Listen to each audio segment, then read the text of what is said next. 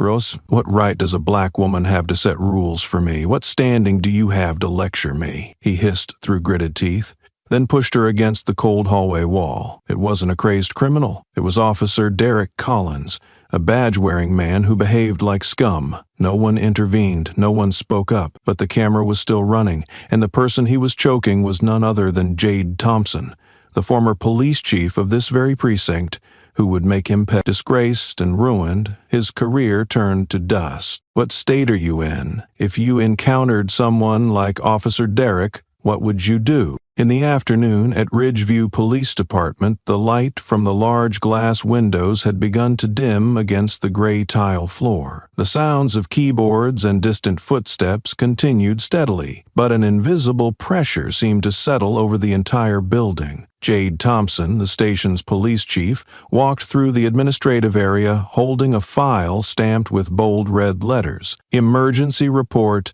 Internal Affairs Unit. She headed toward the hallway marked Tactical Division Access Only, a zone that used to fall directly under her supervision but had recently come under the quiet control of a group of mid-level officers. A shadow appeared from the opposite end. Derek Collins, the officer in charge of the area, stepped out from the duty room and swept his gaze over Jade with a mix of surprise and disdain. "What are you doing here?" he asked coldly, his tone full of command. Without waiting for an answer, Derek strode toward her and blocked her path. Jade stopped, eyes steady, replying calmly, "I have the right to inspect this area under regulations.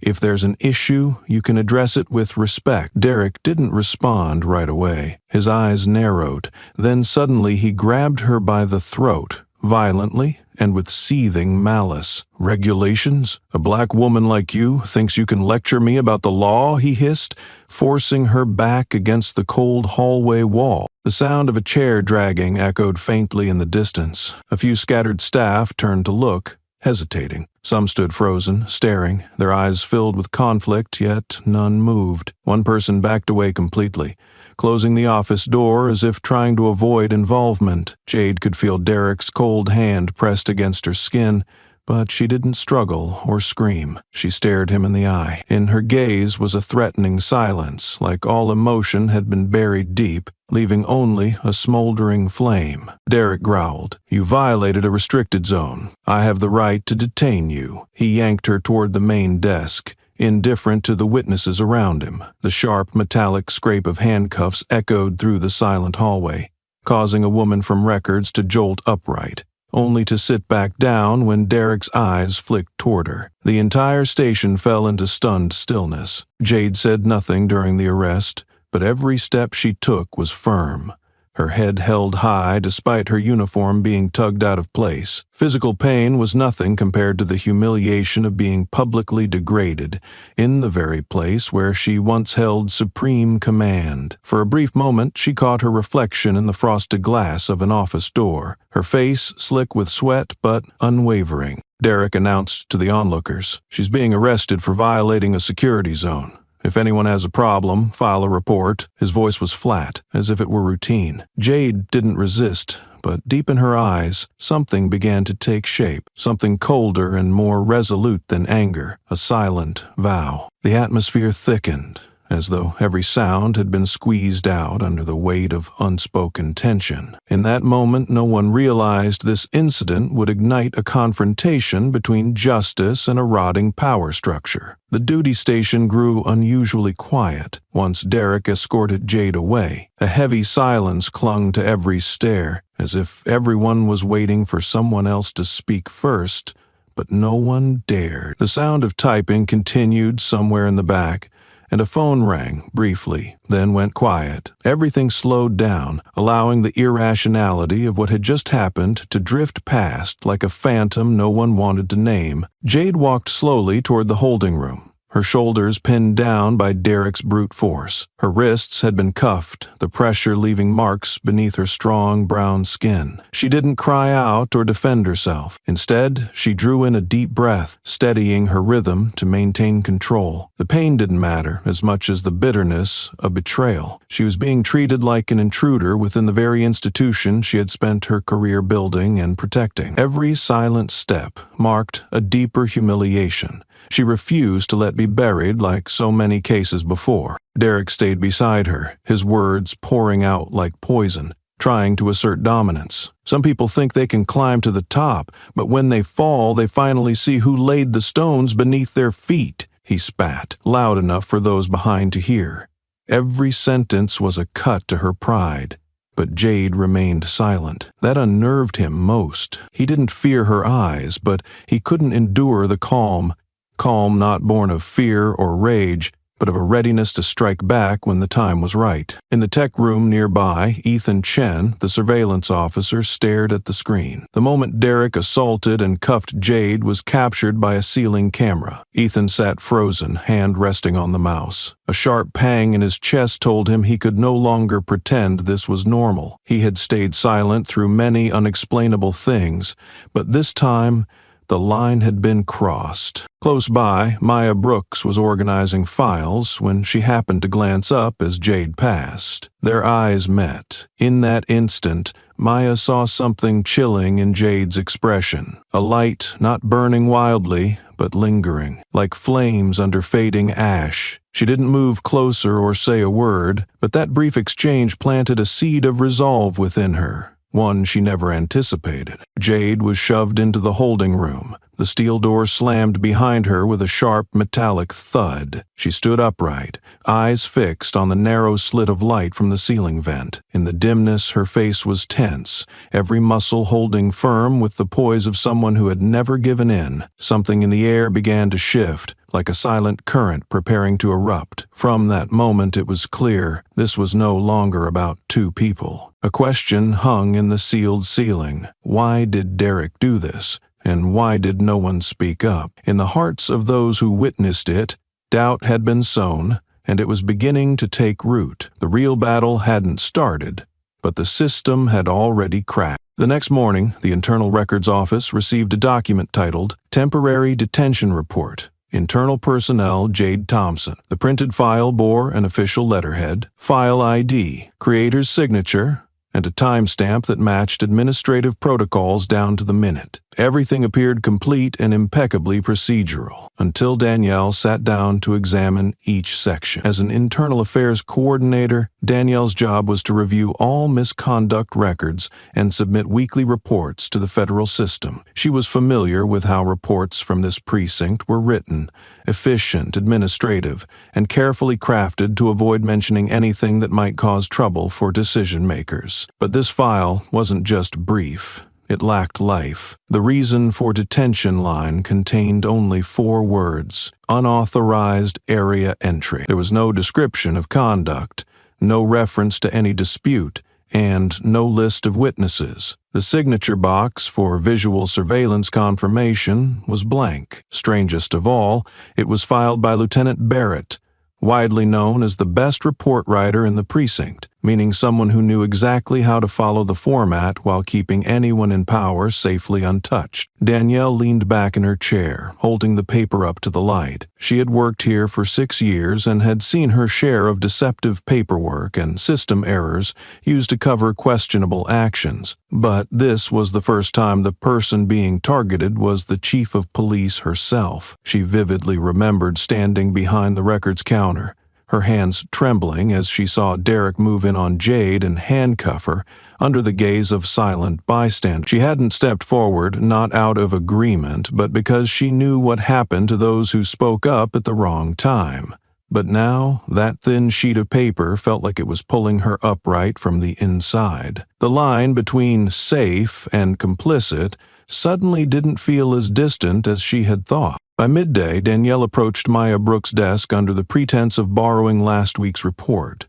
While scanning through the data, she casually asked, "Was there a malfunction with Hallway C's camera? I searched the timestamp from yesterday's incident, but the system isn't showing any footage." Maya paused briefly, glanced at Danielle, and then closed her laptop. "Not sure. I wasn't granted access yesterday," she replied evenly. Danielle said nothing more, but their eyes met just long enough to confirm they both sensed something was wrong. Neither of them was ready to say it aloud. That afternoon, with fewer people in the office, Danielle reopened the file on the system, checked the original print command code, and quietly issued a copy order. The document was printed from a secondary machine, bypassing the internal network. She slipped the copy into a plain envelope, sealed it, and tucked it deep into her personal records drawer, a drawer protected by a private code no one else had ever used. Her hand trembled slightly as she pushed the drawer shut, not out of fear, but from knowing that this moment marked her crossing a new threshold. The records room lights remained on,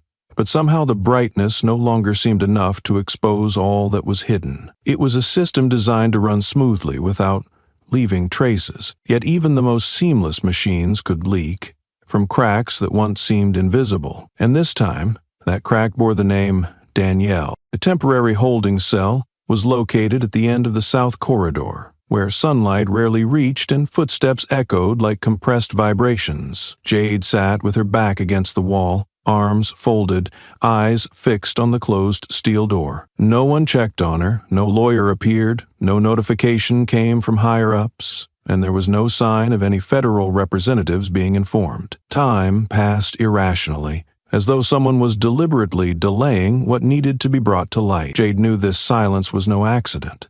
It was a form of manipulation she had grown used to, executed smoothly, legally, and easily overlooked. Ethan Chen sat in the surveillance room, the monitors displaying footage from key zones. The archived footage from the previous day revealed a strange blank space in hallway C. The recording of Jade being restrained by Derek was shortened by 17 seconds. On the administrator dashboard, a midnight login appeared. Ethan captured the data, saved it to an external drive, but did not send it. He stared at the folder, fingers hovering over the send key, then paused. The truth was here, but who was ready to preserve it in its full, unaltered form? Later that day, Danielle was summoned to the Personnel Oversight Office. Lieutenant Henderson, known to be close to Derek, spoke with a tone halfway between jest and warning, saying that digging deep into already cleared files was not something a young employee still finding her footing should be doing. His tone was mild, but it made Danielle's knuckles tighten. On her way back, she caught a glance from a colleague who had once been friendly. This time, it passed over her like she was a stranger. Danielle began to understand. This system did more than remain silent.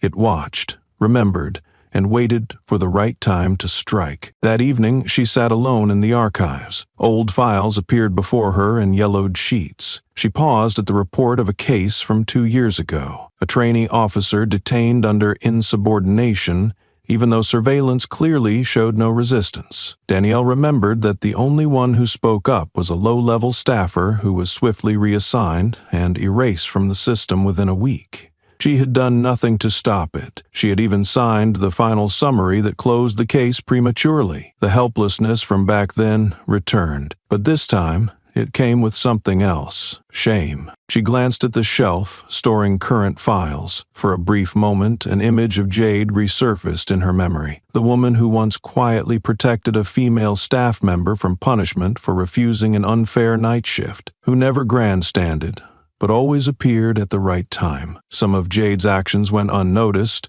but Danielle knew them, and now she was the only one left close enough to see what was being concealed. At the end of the day, Danielle walked to the temporary office of Caleb Morgan, the federal investigator newly assigned to internal oversight. She knocked, took a deep breath, and quietly said, "I want a private conversation. No notes, no recordings." Caleb nodded, asking no questions.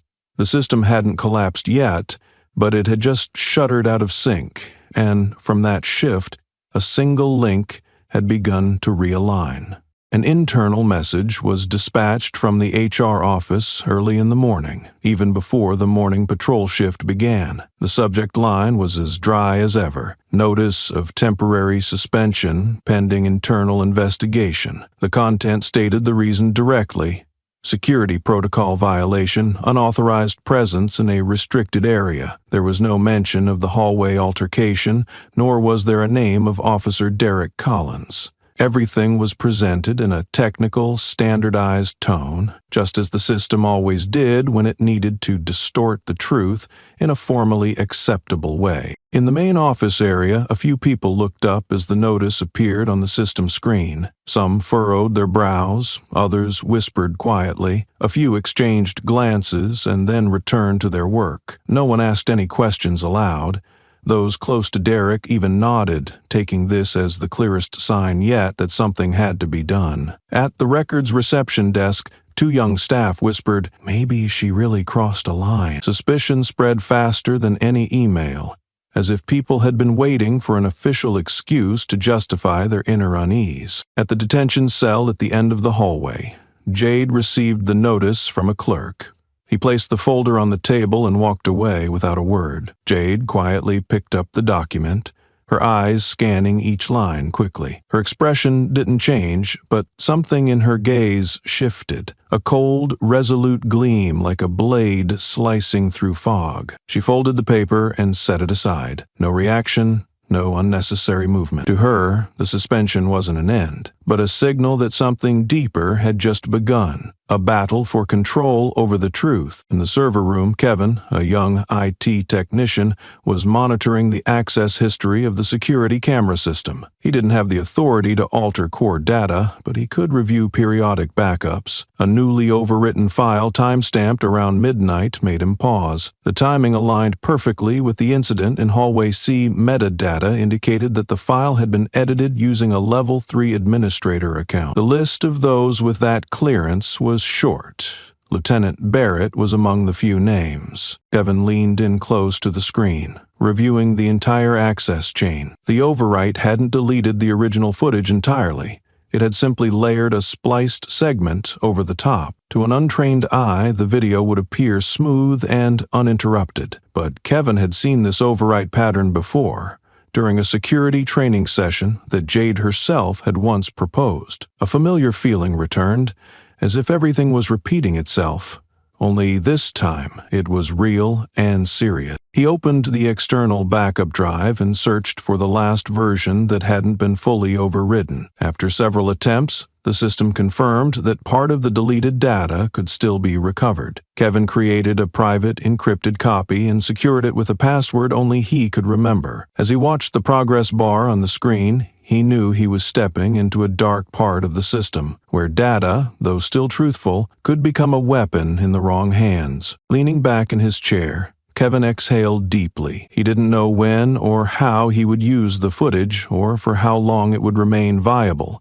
But he was sure of one thing. It was one of the last fragments of unaltered truth. And he knew that in a place where power could erase the line between right and wrong, preserving an original copy was an act of courage. Alone in the tech room, lit only by the glow of the screen, Kevin recalled the moment a few weeks ago when the system suddenly restricted his access rights. His account had been blocked from certain surveillance zones, with no explanation, and no mention in any subsequent meetings. At the time, he'd thought it was a software bug or a reassignment protocol. But now, after everything he'd seen, the connection was clear. That incident wasn't random. Someone had prepared in advance and needed him out of the loop once sensitive data came under threat. Late in the afternoon, Kevin stopped by Danielle's desk, holding a stack of system maintenance files, though his eyes were fixed on her. He spoke softly, just enough to avoid being overheard. "Do you think the suspension notice this morning was justified?" Danielle paused, her gaze resting on the keyboard before shifting to Kevin. "Maybe they had their reasons," she said, her voice calm. The answer was evasive, but the way she avoided his eyes said otherwise. Kevin lowered his voice. "I checked the metadata. The video was edited. The choking scene isn't intact." Danielle remained silent, but her fingers tightened slightly on the edge of the desk. Both of them knew that if any of this came out at the wrong time, not only would the data disappear, they would vanish from the system too, as if they never existed. That night, Kevin returned to the tech room and launched the advanced monitoring software. He quietly downloaded the full metadata chain of the relevant video and switched to binary analysis mode. The timestamp structure was distorted, a clear sign that the footage had been cut and reassembled. Near the exact moment of the altercation, A strange code segment appeared outside the standard data format, a hidden script commonly used in high-level video editing. Kevin froze, holding the cursor still. What appeared on the screen was no longer speculation. This was deliberate data tampering. He accessed the system's auxiliary storage, a place low-level tech staff used to save raw, unprocessed files. Scanning the timelines, Kevin found a portion of the original data that hadn't been completely overwritten. Some frames were lost, but enough remained to reconstruct the scene using patchwork methods. On the screen, the silhouette of someone being choked flickered, dim lighting, a distant scream fading through shattered audio waves. Just a few more steps, and Kevin could restore the footage with high accuracy. He sat still, overwhelmed by a rush of thoughts. Having worked less than 2 years, Kevin was still a contract employee, without stable benefits, without promotion prospects. Any misstep could push him out of the safety zone. But he remembered when he was nearly reassigned for not fitting the organizational culture, and it was Jade who had directly opposed that decision. Even though she had no reason to take his side. Her action that day had saved his job, and more importantly, convinced him that some people still chose what was right, even when it made them the minority. Before leaving the tech room, Kevin printed the entire metadata copy, created a compressed file containing the raw recovery footage, encrypted it using a personal tool, and stored it on a small private hard drive. He didn't take it home, but sent it to someone he knew was waiting for a signal from the technical side. Someone who didn't talk much, but had never ignored a credible lead. Then, Kevin opened a secure mail client and typed an anonymous report to the Federal Internal Affairs Office. He left no name, no return address, just a subject line: Surveillance Data Tampering Evidence, Ridgeview Precinct, Level 3 Source Code. When he hit send, Kevin didn't feel heroic, nor did he think he had done something extraordinary. He only knew that in a system where voices are controlled and data distorted, sometimes the beginning of truth comes from someone whose name no one remembers on the organizational chart. And maybe, as Jade once said, justice doesn't require anyone to be a hero. It just needs someone to begin not turning away. Under the dim light of the basement archive room, Danielle flipped through thick files, her breath slowing each time she came across the familiar name, Derek Collins. Following Caleb's suggestion, she had been granted access to old records from the Internal Affairs Unit, documents previously hidden behind layers of clearance. The officer, now facing serious accusations, had in fact been a disturbingly frequent figure in internal reports for nearly a decade. Every appearance of his name was marked with the phrase, "handled internally," followed by the same templated conclusion, "insufficient grounds for administrative violation." The language was rigid, lacking detail, and always bore the signature of the same deputy head of the disciplinary board, a man who later retired without anyone ever mentioning his name again. Skimming through the timeline, Danielle came across a case from 5 years ago, flagged with the line, "classified by upper-level order." Something about it felt eerily familiar. As she read the first line of the summary, a memory snapped back. At that time, she had just been transferred to Internal Affairs as a rookie investigator. The case involved an allegation of abuse during interrogation. The victim was a young social worker at a juvenile center. Her name was Lena Cruz.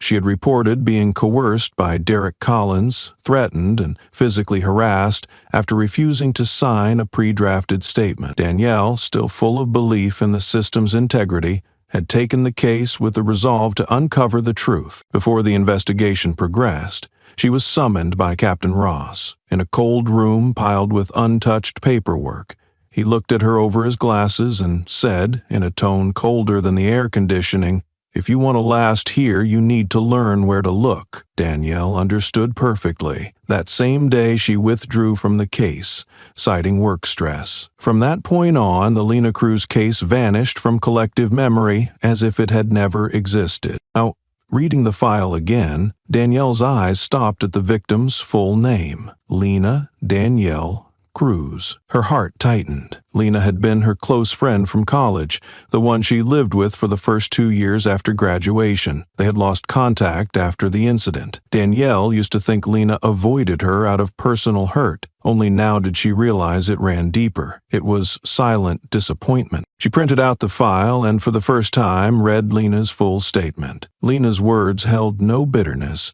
just precise, cold details of what happened in the small interrogation room that night. The final lines of the report made Danielle's throat close up. "I know no one will believe me, but I'm still testifying because I once believed in someone in the system." Danielle lowered the pages onto the desk. For the first time in years, she no longer saw the truth as just another bureaucratic puzzle. It was a living reminder of what she had once turned her back on. And now, even if late, it was time to face it. That afternoon, beneath a pale gray sky, she stopped in front of a modest women's support center, tucked inside a quiet neighborhood on the city's west side. The old signboard was worn, but lights still glowed inside. She hesitated at the glass door, gripping the reprinted testimony. Tracing Lena's civil record had led her here. Without notice or appointment, Danielle came, like someone trying to reclaim something they had once lost. Lena initially refused to meet. A polite receptionist explained she doesn't see unannounced visitors at this hour. Danielle left a note with a few lines.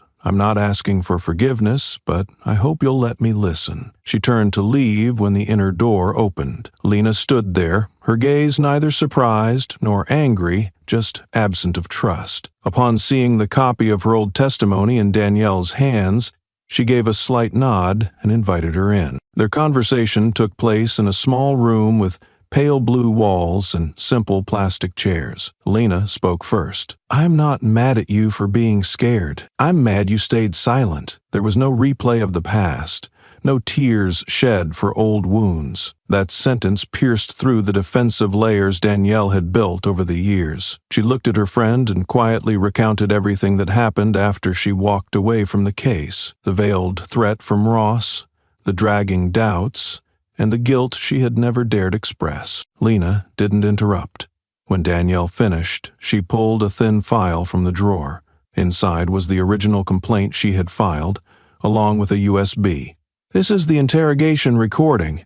It never entered the system because I mailed it and never heard back." Danielle opened the device right there. The audio played Derek's voice, clear and arrogant, laced with commands and threats. Compared to the official report, the recording was undeniable proof of deliberate alterations. Danielle asked to make a copy and promised to give it to Caleb. Lena agreed but asked to remain anonymous. "I don't want to be in the papers. I just want what should have happened to finally happen." They didn't hug, but when Danielle stepped out the door, she knew the bond between them, though fractured, was still held in one unbroken strand. That night, Danielle sent the audio and all supporting files to Caleb. He skimmed them quickly and said, "This is the first piece they can't control." His expression betrayed tension. "Get ready. From now on, someone's going to want us to stop." Danielle didn't ask further, but the warning etched deeper into her mind than any directive she had ever received. Back at the office, she didn't turn on the lights.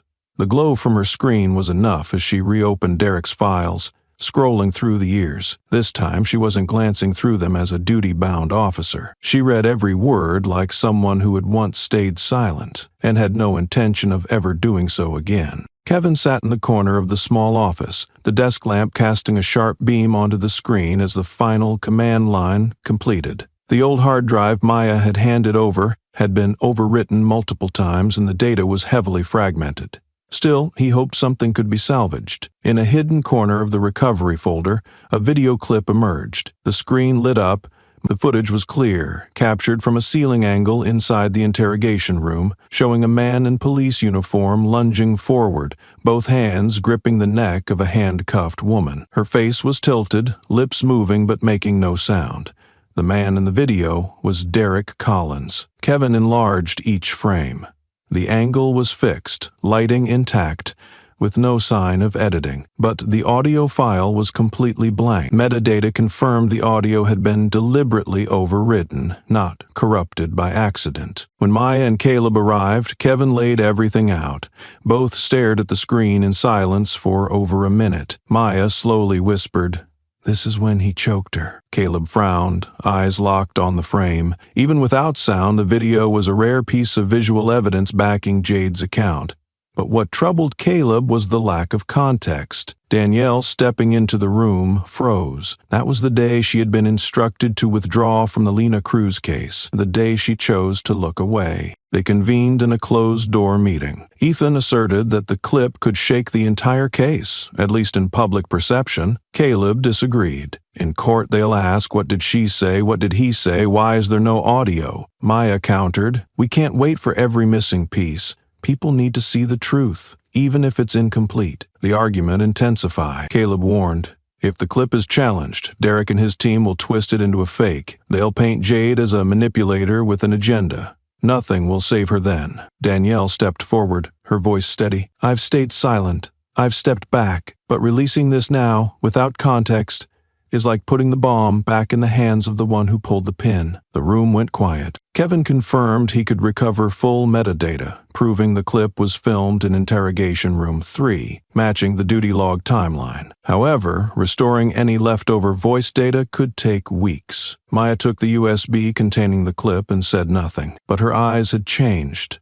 A decision had been made. Caleb made a move to stop her, then sighed. He knew that for Maya, part of the truth was better than none. Outside the window, rain began to fall. Inside the room, the silent footage looped as if screaming into a world grown used to silence. Maya told no one. She quietly sent the clip to a journalist she had once worked with on past investigations. No name, no return address, just a short message. Let it speak. Hours later, the video surfaced on social media, spreading like a wildfire. It bore a provocative title, Video Proof, but no one hears a thing. Public reactions split immediately. One side viewed the clip as a knockout blow to Derek Collins, exposing clear physical assault in an interrogation room, something never officially acknowledged. They called for suspension and prosecution without delay. The other side, especially pro-government media, responded as if on cue. They questioned the clip's authenticity,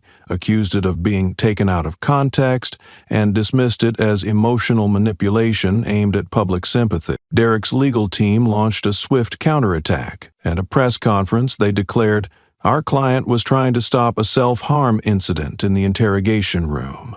The camera shows what happened, but without audio, and audio is the key evidence. By focusing on the missing sound, they demanded the court release the original, full recording, fully aware that audio no longer existed. Under mounting public and legal pressure, Ethan proposed an independent technical report. If there's no sound, let the images speak, he said. Caleb quickly agreed, assigning a team to analyze nonverbal behavior. Meanwhile, Danielle reached out to an international organization experienced in analyzing footage of political violence. One call was all it took. They agreed to help, offering to examine expressions, gestures, and force impact within the video. Social media became a battleground. Some of Jade's former colleagues began speaking up. They recalled things they had once heard, acts of aggression, threats they'd brushed off, thinking, no proof means best to forget. Yet others clung to the argument that guilt must be proven. Emotions are not evidence. The court remained silent. The clip hadn't been admitted as official evidence, but pressure was building. That evening,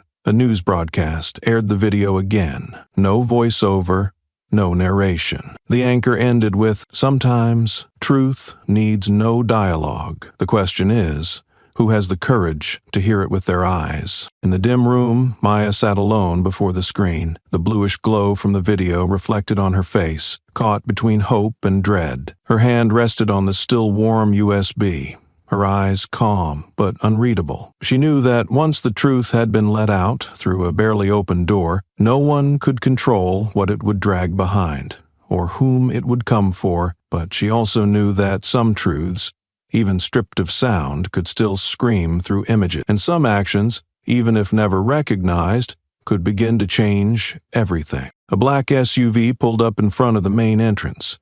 It bore no official insignia, just a temporary tag from the office of the Federal Inspector General. A man in a dark suit, badge clipped to his belt, entered with calm composure and an uninviting stare. His name was Marcus Lane, an FBI investigator dispatched under emergency orders. Lieutenant Colonel Weller seemed caught off guard, but could not refuse the official authorization Marcus handed over. His voice was firm and direct. "I'm here to audit every complaint file from the past 10 years. If there's anything to hide, I suggest you take it down now." Marcus's presence was not just unexpected. It disrupted the entire atmosphere of the precinct. Many glanced over the shoulders as he walked past, their eyes both cautious and curious. Maya was the one who had leaked the clip to the media, and Ethan and Caleb were still dealing with the aftermath. But when Marcus said he needed honest cooperation, it was Danielle who stood up first. She requested a private meeting,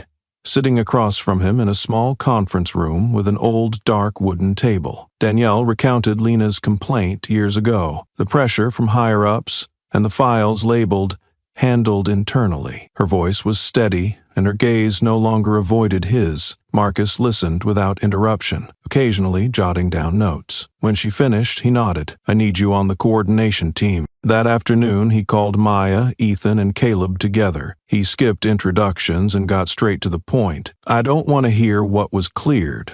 I want to hear what was buried." Caleb explained the data retrieval process.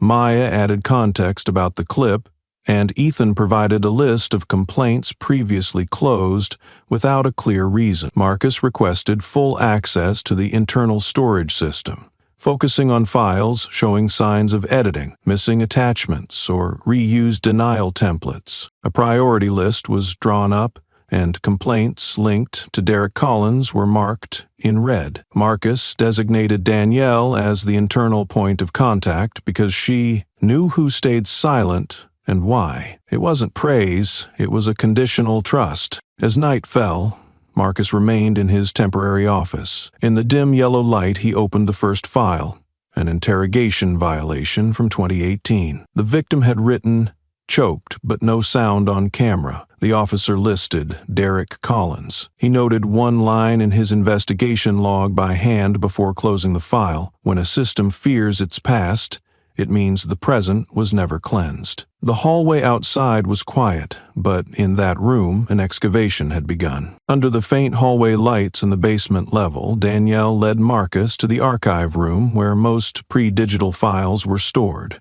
Old metal cabinets, handwritten code sheets, and faded paper copies lined every shelf. She showed him the location of the original server that once stored internal security footage, now tucked into a dusty corner and nearly forgotten. Some folders had erased tags, others had overlapping ink as if pages had been replaced or pasted over. Danielle silently scanned the familiar paperwork, reading it for the first time with the eyes of someone who had once looked away. Marcus began cross-referencing, looking for patterns across complaints that shared motifs: threats during interrogation, excessive force, witness statement manipulation. There were at least 12 structurally similar cases, with different victims, times, and places. The common thread was the same final signatory, Captain Ross. None of the cases had resulted in formal discipline, and no one was ever prosecuted. The officer most frequently involved was Derek Collins. He asked Danielle to take him to the main interrogation room, where the clip had been recorded. The space hadn't changed much, with its stainless steel table and ceiling camera still in place. Marcus measured dimensions, checked the camera's angle, and verified the device's serial number. The results matched the metadata from the clip Kevin had recovered. Notably, the official camera records listed the device as malfunctioning, no footage recorded that day. In other words, the system had recorded the opposite of the truth. Just as he returned from the scene, Marcus received an urgent notice from the district office demanding that the audit be paused due to incomplete legal protocols. He didn't react immediately. Instead, he called the office of the Federal Inspector General. The call lasted 10 minutes. When he returned, his face was unreadable. "From this moment on, this team has full access to all data, including locked sections. Danielle's silence lingered for several seconds before she nodded, as if recognizing the undercurrent had finally begun to stir. That night, Marcus randomly selected 5 files among over 100 marked unfounded. He asked Maya and Danielle to prepare summaries for each. One of them was a 2016 case in which a woman reported threats after filing a complaint of coercion by police. In the handwritten supplement, the victim noted, "I can't continue the complaint because my family was threatened." This sentence had never appeared in any official report. Marcus pinned a large board to the wall and started mapping the connections between key players: Derek Collins, Captain Ross, the victims, and the erased files. Arrows slowly formed a network, no longer isolated incidents but a deliberate operational pattern. He addressed the team in a calm voice, "We're not investigating a person. We're tracing how a system has survived by hiding the truth." No one replied. They all stared at the board and realized what they had once seen as a coincidence was actually a mechanism. As Danielle turned off the lights and stepped out of the room, she looked back at the board one last time. For the first time in her life, the ink and paper that once buried the truth were beginning to take shape, and this time she did not look away. Caleb received a copy of an internal letter anonymously sent to the secure inbox. Although there was no official sender, the content made him spring to his feet. The bold line at the top read, "Request to delete case A235 data as approved by senior management." Below was the signature of Captain Samuel Ross, stamped for verification. What caught Caleb's attention wasn't the signature, but the case number, A235, the same case Ethan Collins had mentioned during a closed meeting weeks earlier, the one he was forced to abandon when the audio evidence mysteriously disappeared. Danielle was tasked with cross-checking the system's records.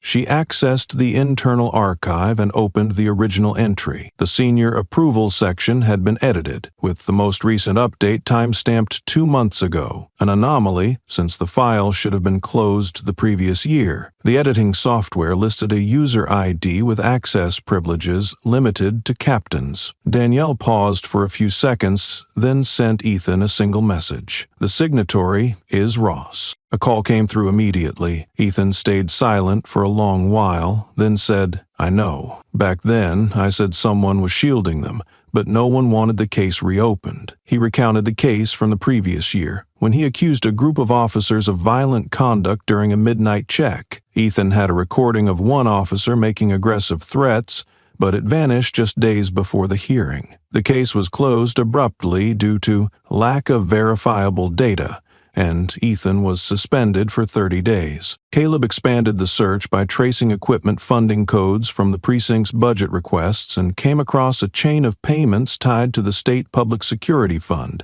an entity coordinated by Senator Harold F. Langston. This man had publicly defended Derek at a security conference 2 years ago and, according to the press, had asserted that law enforcement must be granted full authority in emergency scenarios. What made the team even more cautious was that Ross had been photographed standing next to Langston at the Urban Security and Law Enforcement Freedom Summit, an association the media had largely ignored. Maya received a message from an anonymous investigative journalist revealing that Ross had once been nominated as a regional advisor for Langston's Senate campaign. This timeline eerily coincided with the period when Ethan was suspended and the complaint file was erased. Maya confirmed the information, then forwarded it to Caleb and Danielle. The pieces began to fall into place. Danielle spoke softly. "We thought Ross was just a conservative who resisted change, but he's the gatekeeper." Caleb nodded. "He didn't protect Derek out of loyalty. He did it because if Derek fell, the entire power chain would collapse." Outside the window, sunlight cut through the thick curtains, casting a long streak on the meeting room wall. Danielle looked at that light and, more clearly than ever, saw what had long been hidden behind the name of internal stability. Danielle sat silently in front of the screen, the dim blue glow reflecting off her cheek. She had just completed access to the secure system logs, invisible only with high-level clearance. In the sequence of commands, she found a login entry from the night Ethan's complaint file was closed. The access level was marked Admin A classification granted to only a handful within the department. She cross-checked the IP address and discovered it matched the computer registered to Captain Samuel Ross's private office. Everything seemed engineered to leave no trace. But someone had left a log line buried deep in the system. Caleb requested that the entire metadata package be forwarded to Kevin, the technician who once recovered the chokehold footage, for further analysis. Kevin examined the original audio file and identified clear splicing. The segment containing the officer's threats, which Ethan had reported, had been overwritten with an extended silence, using the exact method known as partial overwrite. This could not have been a random system glitch. It was a deliberate act. Caleb carefully requested a full timeline-based backup of all modifications to prepare for submission to the Federal Inspector General. Danielle didn't stop there. She reopened her personal journal where she had documented irregular directives over the years. One date halted her, the exact day the audio disappeared. Ross had called her away from the audio verification room. His words rang sharply in her memory. "This doesn't concern you, go have lunch." At the time, it had seemed like a simple directive.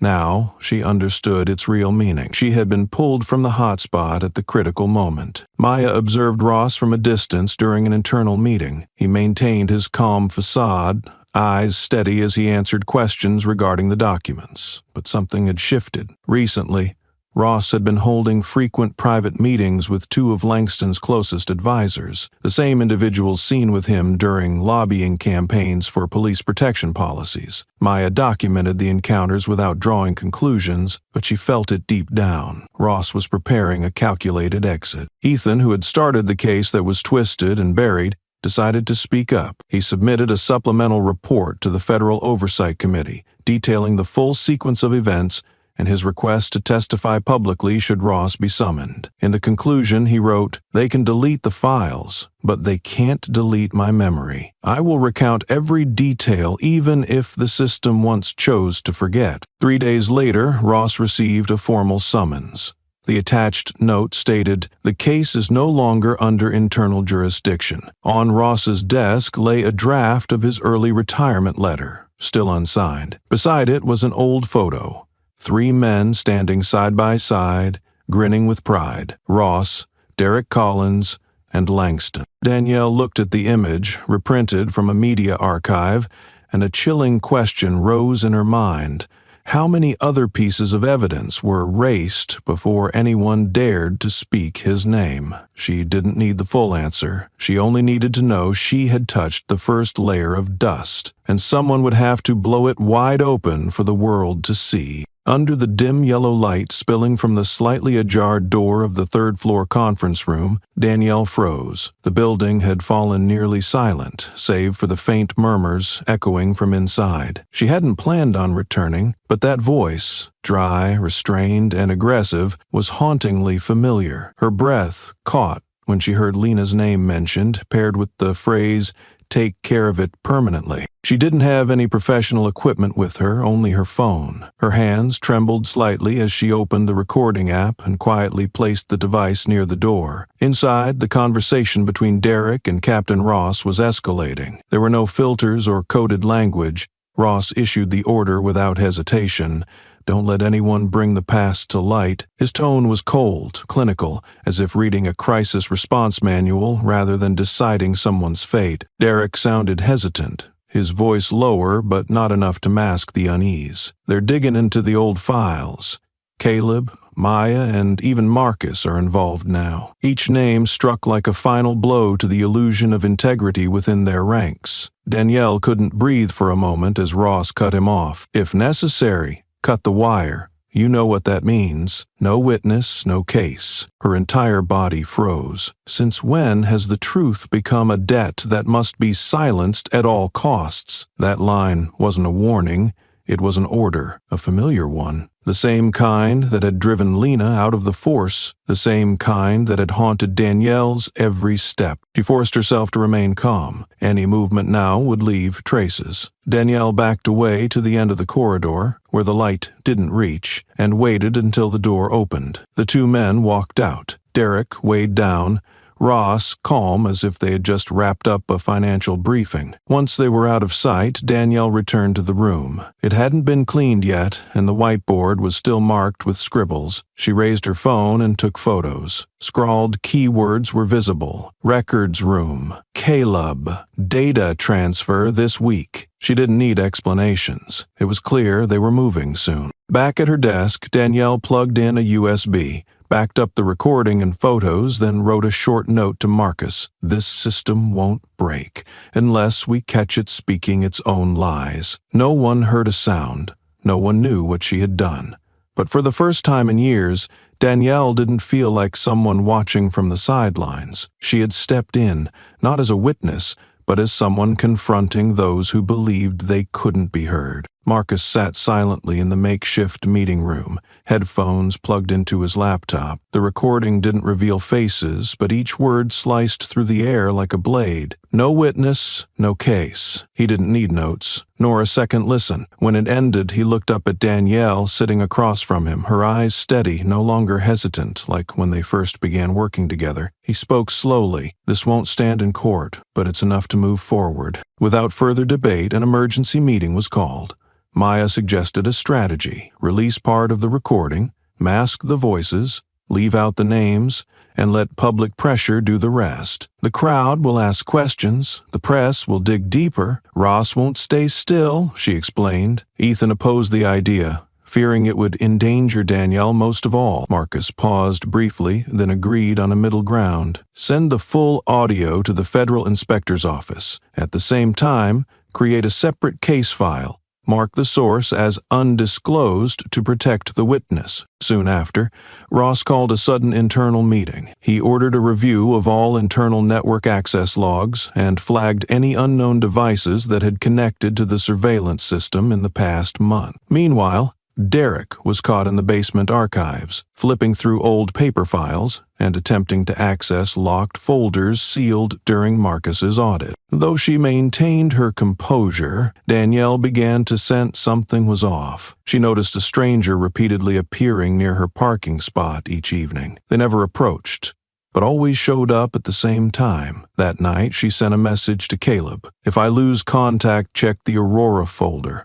I left the original file there. The message was encrypted and sent through a secure channel. Then she powered off her phone. Marcus proposed temporarily removing Danielle from her support role for safety, but she firmly refused. I can't get into the system. But this time, I have accessed something deeper. My own resolve. The room fell silent for a few seconds. No one said anything more. At the end of the day, during a closed meeting attended by Maya, Ethan, Caleb, and a representative from the federal office, Marcus stood and pointed at the board connecting multiple cases. We're no longer investigating an incident. We're proving that this very room is where people learn how to bury the truth. Outside, the temperature dropped.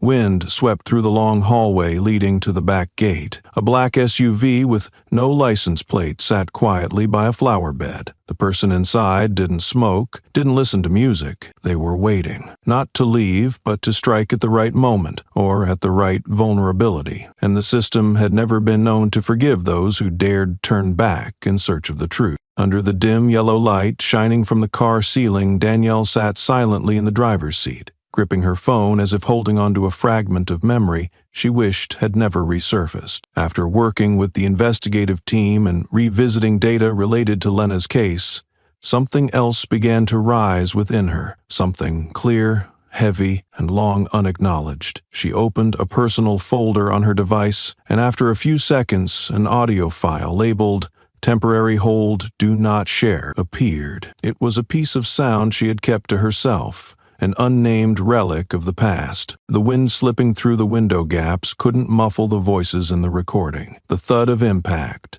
a young man's panicked scream, then Derek's voice. sharp and cold. Danielle closed her eyes, the scene from 6 years ago returning vividly. She had been a trainee assigned to shadow an investigation of a petty theft. Derek was part of the unit, a seasoned officer known for handling disruptions swiftly and cleanly. In a hallway without cameras, she had seen him shove a young black man against the wall, press his face into the bricks, grip his neck, and issue threats. The man didn't fight back or shout, he only trembled. Yet the report later claimed he had been aggressive and had threatened an officer, justifying his administrative detention. Danielle had once believed the truth should come to light. She tried to include the full details in her report, but before she could save the file, a superior summoned her to the conference room. A high-ranking officer placed a hand on her shoulder and said, with a smile, "Don't overdo it. You're new. Write what fits, what's safe." Her original description was erased, replaced with a lifeless stock phrase, identical to hundreds of others. Incident handled in accordance with procedure, no misconduct found. She understood exactly what had happened, but chose to stay silent. Derek knew it too, and when they crossed paths the next day, he wore a satisfied smirk. "If you want to go far, learn which way the wind blows," he said. No, Danielle was no longer a naive trainee, but the guilt never left her. Sitting in the dark car, she documented the entire incident in a secure file, attached the audio recording, and sent it to Caleb with a note. "I'm not asking for forgiveness.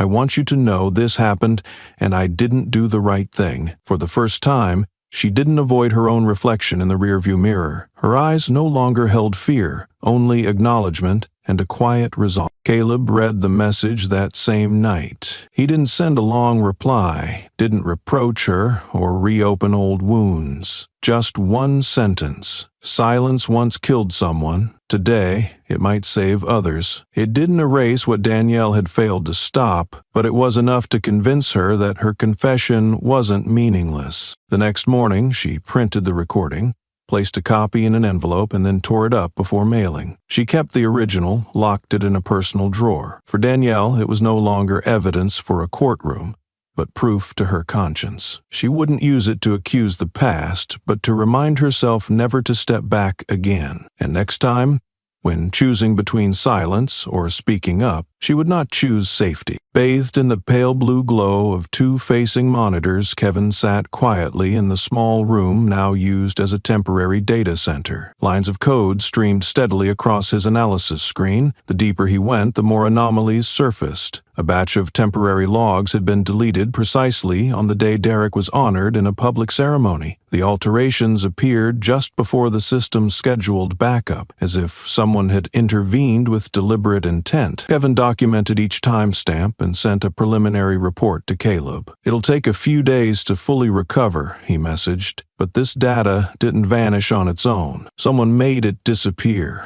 and they knew exactly what they were hiding." The next day, before Kevin even sat at his desk, his phone buzzed. On the other end, someone from the city's IT administration delivered a brief but clear message. He was ordered to suspend all unauthorized data recovery. An internal email followed, citing contractual clauses and warning that unauthorized data retrieval may lead to administrative action. There were no questions, no technical explanations, just a warning wrapped in a bureaucrat. Ethan was the first to react after reading the update. "They're watching to see how far Kevin will back down," he said, voice low and tense. Maya was quieter but stared straight at Kevin. "Do you still want to continue?" The answer came after a pause. "I know the line, but if everyone stops at fake boundaries, this system will never show its true fate." That night, Kevin quietly set up a parallel backup system outside the internal network. Every decrypted file was saved directly to an external hard drive with no device ID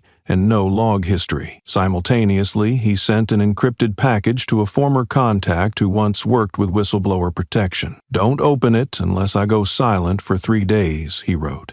"And if that happens, deliver it to the Federal Oversight Unit." He didn't believe he would be silenced, but he wouldn't allow himself the luxury of naivety. In the weekend team meeting, Kevin spoke a little. He calmly reported progress, letting Caleb summarize the core findings.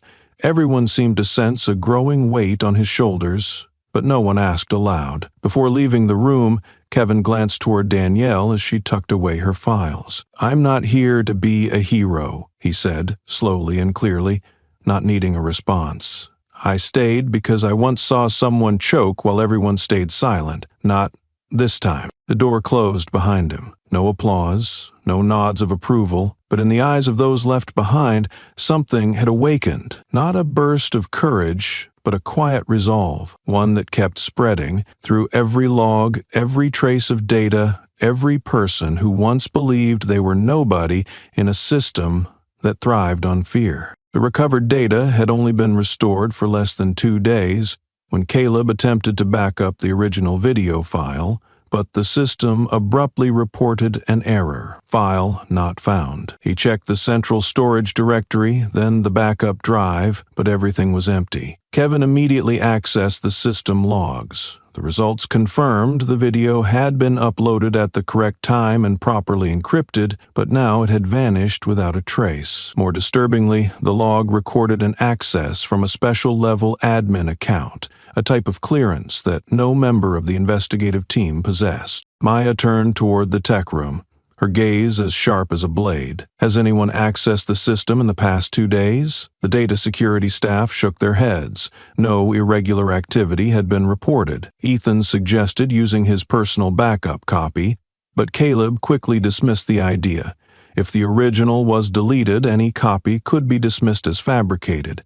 "We need data chain integrity." The air tightened like a stretched wire. Danielle folded her arms, staring at the screen, her voice steady. "There's a mole. Not an outside hacker, someone with internal clearance." Maya exhaled sharply and spoke slowly. "To erase it this cleanly, someone gave the green light." Silence spread among the team, each member beginning to ask themselves, who's watching us? Kevin, usually composed, showed signs of unease for the first time. He scanned all system logs from the past 3 weeks and discovered a hidden program disguised as a security update. This software enabled remote access and self-deleted once its task was complete. In a low voice, Kevin noted in the technical log, "I've seen this before." In the Oregon State Prosecutor's data breach, Caleb understood immediately. This was no longer a glitch, but a coordinated act of sabotage. At a safe house, Jade opened the door when a gray envelope silently slid under it. Inside was nothing but a thin sheet of paper with a neatly handwritten line. "Silence is safety." No return address, no fingerprints, and the ink was untraceable. She sat still for a moment, staring out the window. Pale sunlight lay across the old wooden desk, casting shadows over a recently rejected report. Using a pencil, she inspected nearby equipment, shut off communication devices, and then stood up. She burned the paper over the gas stove, the flame catching quickly and leaving nothing but ash. As the cinders settled, Jade stared into the bathroom mirror, gave herself a subtle nod, and whispered, "Now they're afraid." It wasn't pride, but a chilling certainty. If they needed to threaten her, it meant the truth was already too close for comfort. Caleb didn't wait. He drafted an urgent email to the Department of Justice, attaching all system logs, access credentials, and the detected malware code. In the subject line, he wrote, "Request for independent federal investigation, coordinated evidence tampering." The final line in bold read, "If we are stopped, there will be dozens more ready to stand up." And he knew, this time, silencing them wouldn't come easily. A short headline appeared on the front page of an independent outlet. "Original choking video existed and disappeared overnight." The article quoted an anonymous source within the tech community who confirmed unusual logins into the central security system. Social media ignited instantly. Hundreds of comments demanded answers. Who has the authority to erase evidence under investigation? And are we living in the age of technology or the age of hiding behind it? The hashtag "deleting evidence is a crime" trended in under 12 hours. Amid the uproar, Jade closed the window, disconnected from the internet, and turned on an old voice recorder. She sat facing a wall, never looking at the camera, recounting everything, every detail, every emotional thread from that fateful day. From the way Derek entered with vacant eyes, to the grip on her neck, to the grip on her head. "I don't know if anyone is listening or believes me, but I have to say this," she said at the end of the recording, "because if I stay silent, the system will believe it was right." The file was saved to a personal hard drive, along with a handwritten note to a federal attorney. "If I disappear, make everything public." Soon after, Maya appeared on a live news broadcast. She didn't reveal any sources, but spoke with clarity. "We are witnessing an attempt to bury the truth using high-level tech and low-level ethics. And what's most terrifying is, it almost worked." While viewers saw a determined journalist, behind the scenes, Maya received an anonymous message. "It's too late to back out." Even more unexpectedly, Danielle received an email from someone she barely remembered, a retired officer who once worked under Ross. He attached a photo of a page from an old internal logbook, with a line that read, "Verbal order given to delete all copies to prevent instability before the budget review." That sentence sparked fury from suspicion. Caleb used it as a lead to trace the IP address from the night the video vanished. It matched a secondary server located within a high-security government zone none of the investigators were cleared to access. Unable to ignore it, the Department of Justice announced a federal internal hearing with a direct focus: deliberate evidence deletion. Notably, Jade was invited as a whistleblower, a formal acknowledgement that her testimony had reached the highest levels. However, in her response, she did not confirm whether she would attend. She remained silent. In Caleb's office, the lights stayed on through the night. On the desk were two images: a final screenshot of the video before deletion, and a quote from the letter Jade once received. "Silence is safety." He wrote on the whiteboard beside his desk, "If they're losing sleep over us, we're on the right path." That line served as a reminder: truth doesn't win by explosion, but by depriving lies of peace. And those who refuse to step back are turning every piece of evidence into forward momentum. The internal disciplinary records archive in the FBI basement was void of people, lit only by the weary white glow of fluorescent lights reflecting off dusty rows of steel cabinets. Marcus Morgan paused at a thin file labeled "Processed Insufficient Basis," then opened it patiently, page by page. Beneath the faded paper, one name appeared 3 times in heavily redacted memos: Thomas Reed, a former officer from the North District Surveillance Unit. He had served 15 years without incident until he abruptly resigned after an internal investigation that was never made public. The reason for his departure was summarized in 2 words: voluntary resignation. Marcus leaned in, frowning. In the appendix of a November report, he found a faded handwritten note describing rational suppression and non-procedural assault by an officer named Collins. In the upper left corner of the page, a red slash crossed out the author's name, a familiar sign for files marked for removal. But Marcus knew the lines that were struck out were often the ones worth reading most. Thomas's last known address led to a remote suburb nearly 3 hours from the city. Marcus departed before dawn, carrying a printed copy of the file and a handheld recorder, fully aware that someone like Thomas wouldn't speak unless he was ready. When the car turned onto a dirt road leading to an old wooden house nestled among short pines, Marcus saw a man chopping wood in the yard. The man wore no hat, his graying hair and sunburned skin making it hard to guess his age. That was Thomas. Thomas looked at the stranger with a calm but cold stare. Marcus stepped out of the car and introduced himself briefly. There was no handshake, no invitation inside. "That's buried. Nothing to gain from digging it up," he said firmly, his voice dry and heavy like an axe hitting a knot in the wood. Marcus didn't press him. He stood silently for a long moment before pulling a photo from his pocket, captured from a station surveillance camera. Derek handcuffing Jade in the hallway. He's the police chief. And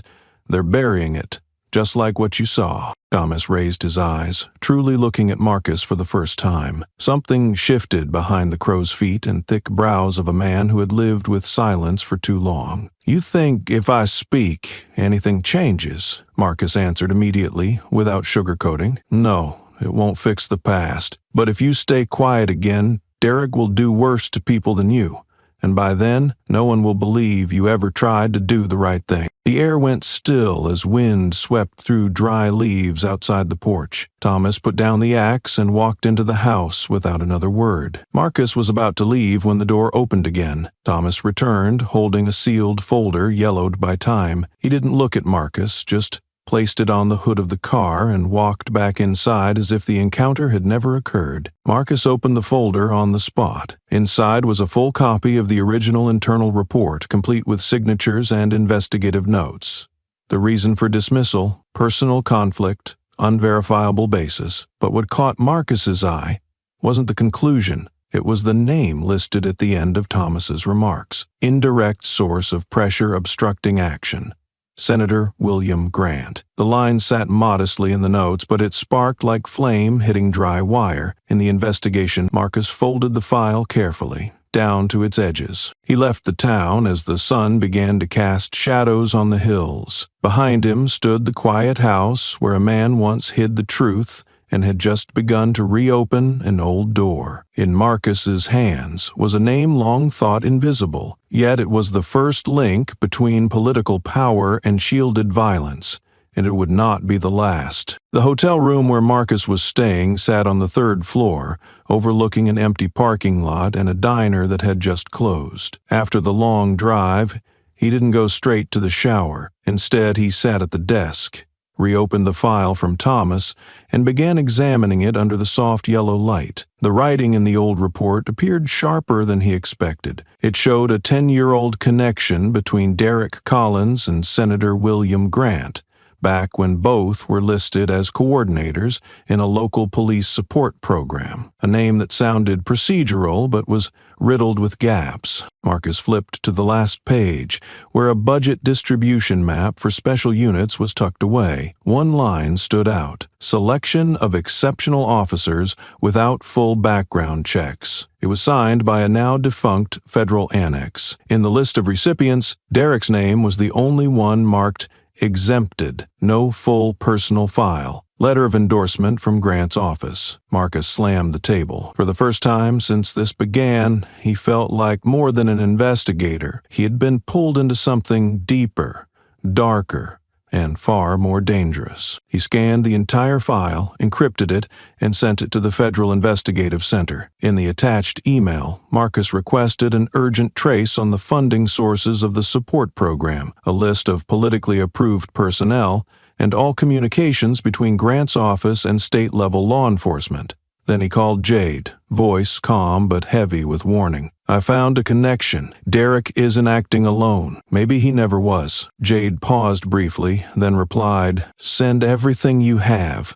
We need to move before they erase the evidence." Less than an hour later, Ethan Chen reported from the tech unit that the precinct's temporary archive system was showing signs of unauthorized access. A background command was automatically deleting metadata linked to documents containing the keywords Grant and support program. Ethan traced the IP and found it originated from an internal device using a deactivated account from the previous month, proving someone inside was manipulating the system. Marcus called Ethan immediately, ordering isolation of the backup server and full data replication. "Someone knows we've touched something we weren't supposed to," he said, eyes fixed on the blinking monitor. The unease he felt wasn't just professional instinct anymore. It was the intuition formed from years of handling cases where the culprits didn't lurk in alleys, but sat inside government offices. Jade listened to the entire update by phone. She stood by the window of her office, the last light of day glinting off shelves of sealed case files. She understood that once the name Grant appeared and began vanishing from the system, this was no longer about investigating one violent officer. It was now a direct confrontation with a web of power where truth isn't dismissed with logic, but erased with silence under protection. Marcus didn't return to the city right away. He drove back to the small town where Thomas lived and stopped in front of the familiar wooden house. He didn't go in. He stayed inside the car, watching through the windshield. Someone was pruning branches in the yard, a slow but steady figure. Marcus picked up his phone and drafted a message. "I don't need another statement. I'm here to make sure you don't disappear." He didn't send it. Instead, he folded the phone closed and quietly started the car. The name Senator William Grant, once just a buried line in an old file, had stepped into the light, not as speculation but as the first exposed thread in a chain of corruption so entrenched its protectors would destroy entire systems to keep it hidden, and Marcus knew that from now on, no piece of evidence would be safe unless made public. Internal log data never lies. Ethan Chen understood that better than anyone in the precinct. When the code stream reached the encrypted note segment, he paused, tapping his fingers on the keyboard. It was a modification from 5 years ago, during a sensitive period when Derek Collins was abruptly promoted and a slew of recruitment files were wiped from the central system. The access had been made using a now deactivated user account, but the device ID was still traceable. Ethan froze as he decoded the final layer. The access belonged to someone with high-level clearance from the administrative division. He forwarded the log to Marcus Morgan's system with a short message, "Found an old fingerprint." Marcus opened the file, his eyes locking on a name in the system access column, Cecilia Monroe. He frowned and pulled up the historical personnel chart. Cecilia had once been an internal secretary, overseeing personnel records, financial documents, and provisional investigation files. More critically, she had been responsible for approving expedited recruitment processes during a period of federal program funding when Derek Collins had been admitted without undergoing full background checks. It didn't take Marcus long to connect the dots. The year Cecilia resigned was the same year Jade Thompson was appointed chief of police. What had looked like a smooth transition on paper now appeared like a dust layering a cracked foundation. He picked up the phone and called Jade. Jade remained silent for a long time after hearing the news. When she finally spoke, her voice had changed completely, as if drained of all color. "Can you say that name again?" Marcus repeated it, more slowly this time. Jade nodded, though no one could see her. She stood and walked to the window of her office, looking out at the city dimming into twilight. The name, Cecilia Monroe, needed no title, no tenure. It was clear enough. She was Jade's aunt, her mother's sister, the one who took Jade in when she first joined the force, who helped her draft her first academy essay. Whenever Jade struggled with entrance exams or departmental reviews, it was Cecilia who quietly intervened to keep her from being pushed out. In Jade's memory, her aunt never raised her voice or argued in public. She was always the quiet guide behind the scenes, steady and persuasive. And now, that very name was the first to appear in a trail of data manipulation aimed at shielding Derek. "We need her statement," Marcus said. "I'll file for a soft subpoena." Jade cut in with calm certainty. "Let me go." Marcus hesitated, then realized he had no good reason to refuse. Blood ties, even when part of an investigation file, were a private terrain no outsider could fully grasp. It was near dusk when Jade stopped in front of the old brick house tucked in a quiet western suburb. She had visited this home dozens of times during her training, shared weekend dinners here. The silver-painted iron fence still stood, the little maple tree at the corner of the yard still neatly trimmed. Nothing had changed, except for the weight in her chest. Jade didn't enter right away. She stood at the wooden gate, hand resting on the latch, eyes peering through the drawn curtain. The lights inside were on. Somewhere in the kitchen, the faint clink of a spoon hitting porcelain echoed. It looked like a painting of domestic warmth, wholly alien to the data system she had just emerged from. She closed her eyes for a moment, not to calm herself, but to hold back the sound of collapse ringing in her mind. When she opened them again, her expression was still like the surface of water after a surge. She clenched her hand and released it, casting one last look at the door. No longer the entrance to a relative's home, but the threshold of a truth no one wanted to confront. In that moment, Jade was no longer the niece Cecilia had once nurtured, nor was she the police chief. She was the sole figure standing between two worlds, one of justice and one of blood. The door opened quietly, as if the person inside had been standing there all along. Cecilia Monroe looked at Jade without avoidance or surprise. She wore a pale gray sweater, a dish towel still in her hand. The house was just as Jade remembered it from her early days, neat, warm, calm, and scented faintly of mint tea. Everything was as before, except for the space now dividing them. Jade said nothing for the first few minutes. She walked in, stepping over the worn rug under the sofa, scanning the room as if trying to verify whether it was truly the same refuge she once knew. Cecilia placed the towel on the table and sat down. "I knew this day would come," she said, her voice disturbingly calm. Jade sat across from her, elbows on knees, eyes sharpened. "You authorized the modification to Derek's recruitment file in 2014. You removed Thomas's name from the system." The words cut through the familiar air like a blade. Cecilia neither denied nor flinched.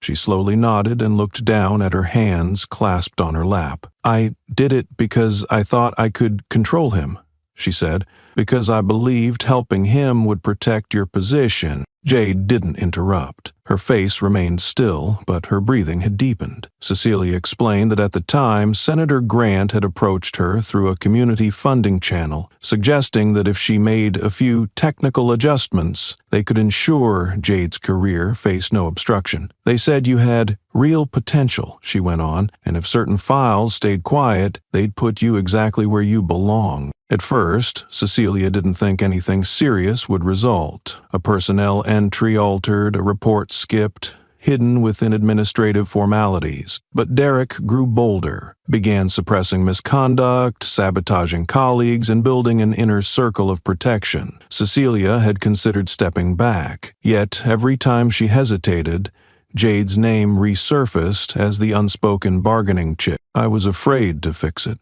Afraid it would bring you down with it. Afraid everything would fall on the only niece I ever treated like a daughter," she said, her voice breaking. "So I protected you by doing nothing." Jade stayed quiet. Her eyes no longer held rage or grief. They were like a still lake at night, but the light within them had been extinguished. "You think shielding a predator protects your niece?" she asked, her voice steady. "I never wanted this position badly enough to walk on someone else's blood." The words sank Cecilia back into her chair, her gaze hollowed. After a long pause, she said, "If you need a statement, I'll sign.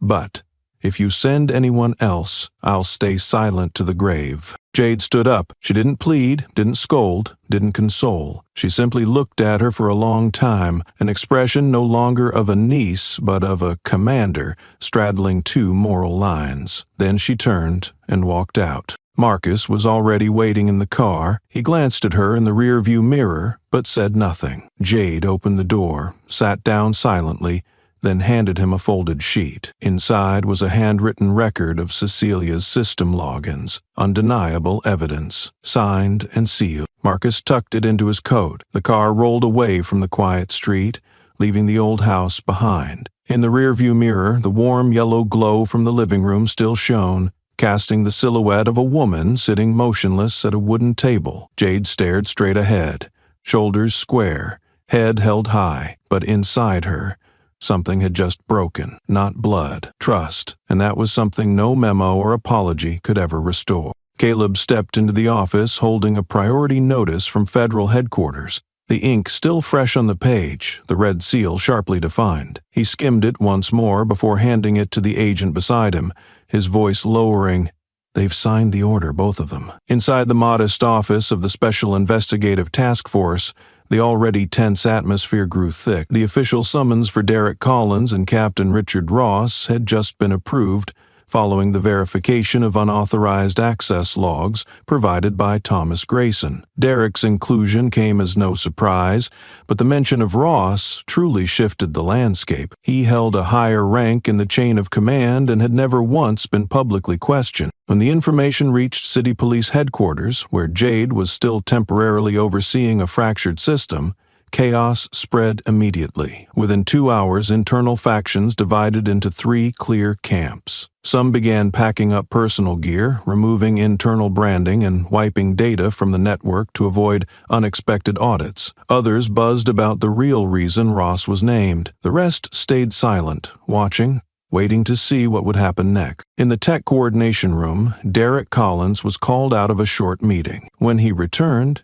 he saw Jade standing at the center of the room, holding an envelope stamped with federal authority. In full view of the command staff, she read the suspension order line by line, her tone calm, as if she had anticipated this moment all along. Derek stood still for a few seconds, then sneered, "This is just political. You'll regret pulling the trigger too soon." He snatched the order from her hand, but no one responded to his threat. Every gaze followed him as he walked into the hallway, as though trying to see whether he would turn back or fall. In the command briefing room, Captain Richard Ross received his orders soon after. He offered no resistance, showed no surprise, only dipped his head slightly and read through the document in silence. But when his eyes reached the final line, his face tightened and his breathing shifted. A second later, he placed the document neatly on the table and looked toward the glass wall. The deputy from HR, who had followed him for 10 years, quietly stepped out. His personal assistant was no longer in the room. A former supporter who had backed him during the system reform 3 years earlier turned away,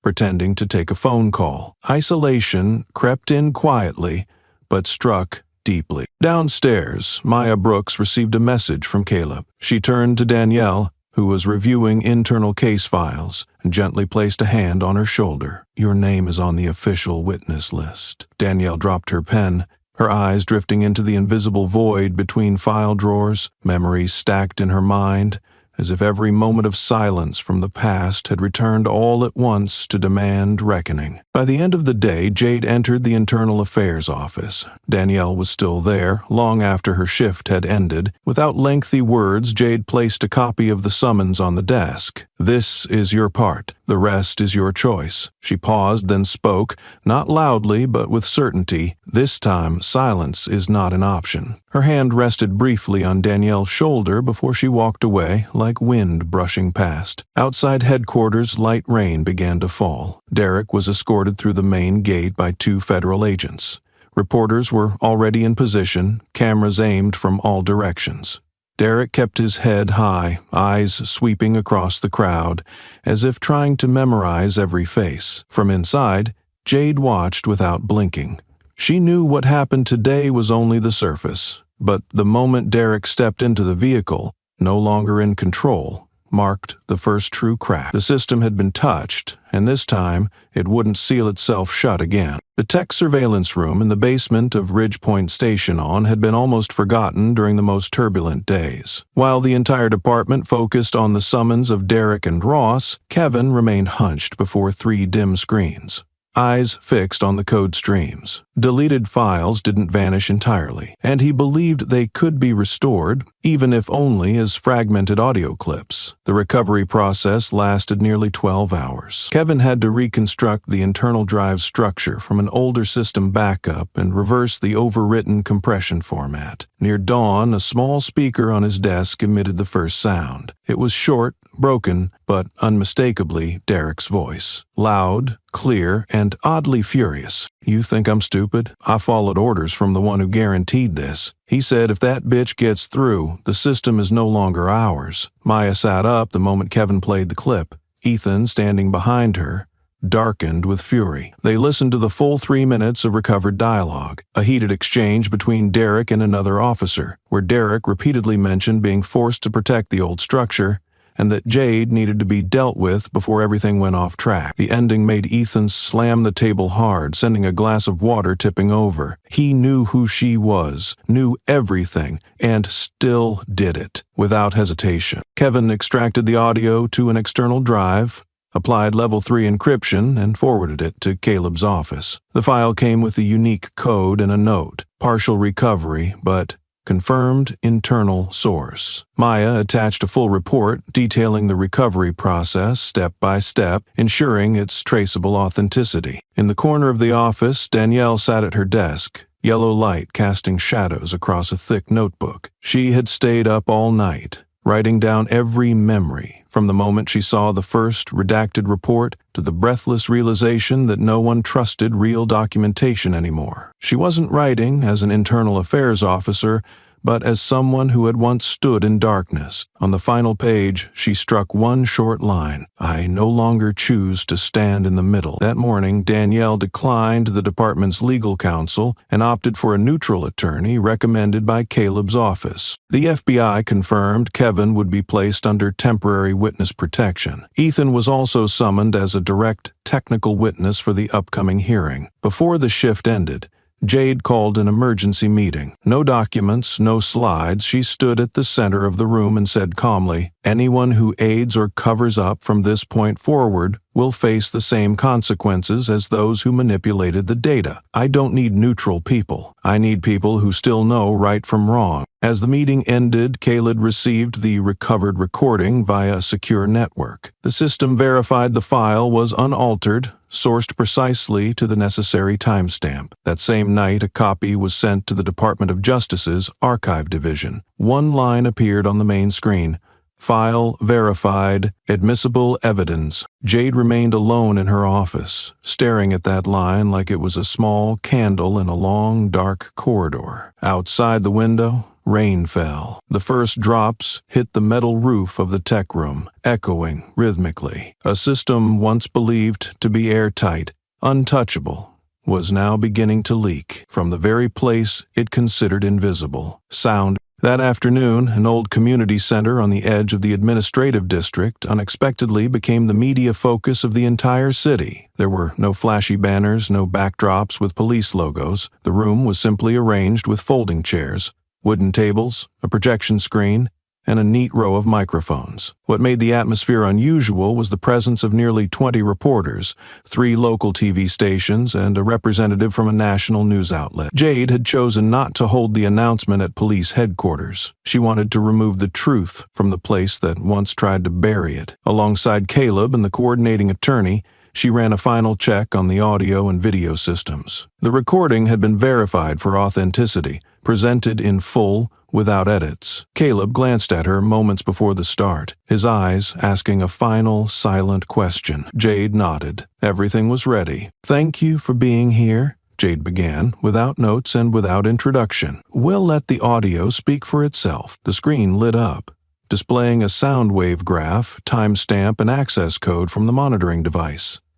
Derek's voice echoed through the room, raspy, angry, and unmistakably hostile. "I know who she is, but letting her through that door is putting this whole system in the wrong hands." Silence instantly blanketed the room. No whispers, no scribbled notes. The audio lasted only a few minutes, but its impact hit like an explosion on already cracked concrete. When it ended, Jade spoke before anyone else could. She stepped up to the microphone, the glow of the waveform reflecting behind her on the gray wall. "I'm not the first to be silenced by invisible power," she said steadily, her voice calm and unshaken, "but I might be the last one who kept the proof." There was no need to add more. That sentence alone became the headline of hundreds of articles later that day. A local radio station replayed the recording in a special broadcast. 2 major newspapers published urgent op-eds on the culture of concealment within law enforcement and the price of silence.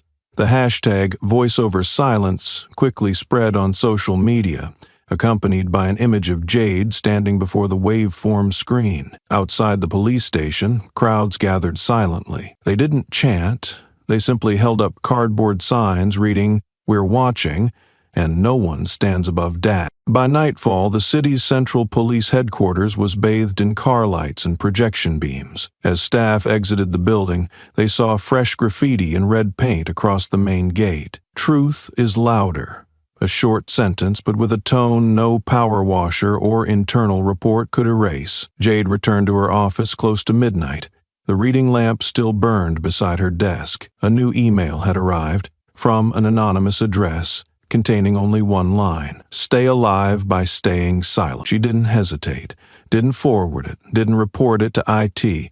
She printed it, trimmed the margins, and pinned it directly to the bulletin board outside her office door. By morning, Everyone walking by saw it, a warning that needed no decryption, a response that required no words. No one dared take it down. From that moment on, the entire situation shifted into something else.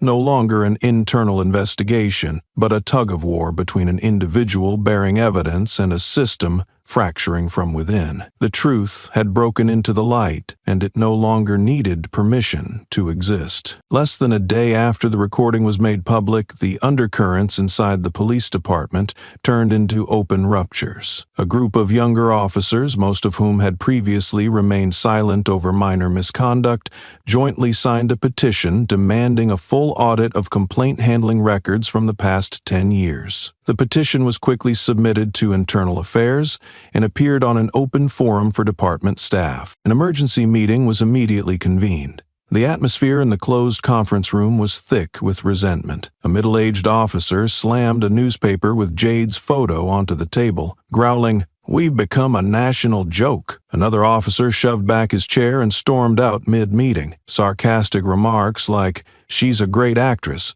started to circulate more frequently, accompanied by wary glances toward anyone who showed open support. Beyond indirect attacks, personal retaliation against Jade began to escalate. Her personal accounts were hacked, and private photos from a family trip 3 years prior were suddenly posted on an anonymous forum, accompanied by distorted captions. The office phone rang throughout the night with repeated profane threats. One morning, as she approached her car, Jade discovered a GPS tracking device attached beneath it, accurate down to each turn. Caleb called for a protective detail and suggested moving her to a controlled, temporary residence. But Jade refused. "If I leave, who will still dare to stay?" That single line left the entire investigative team in silence. Amid a trust structure stretched to its limits, Jade's refusal to retreat became the final anchor holding the entire effort together. Maya and Kevin weren't spared either. Maya was suspended for violating media communication policies, despite having made no public statement. Kevin was ordered to surrender all data recovery equipment and access credentials. Both were placed under internal monitoring, not through official cameras, but through quiet stares, random questions about who they met, what they said, and what they sent.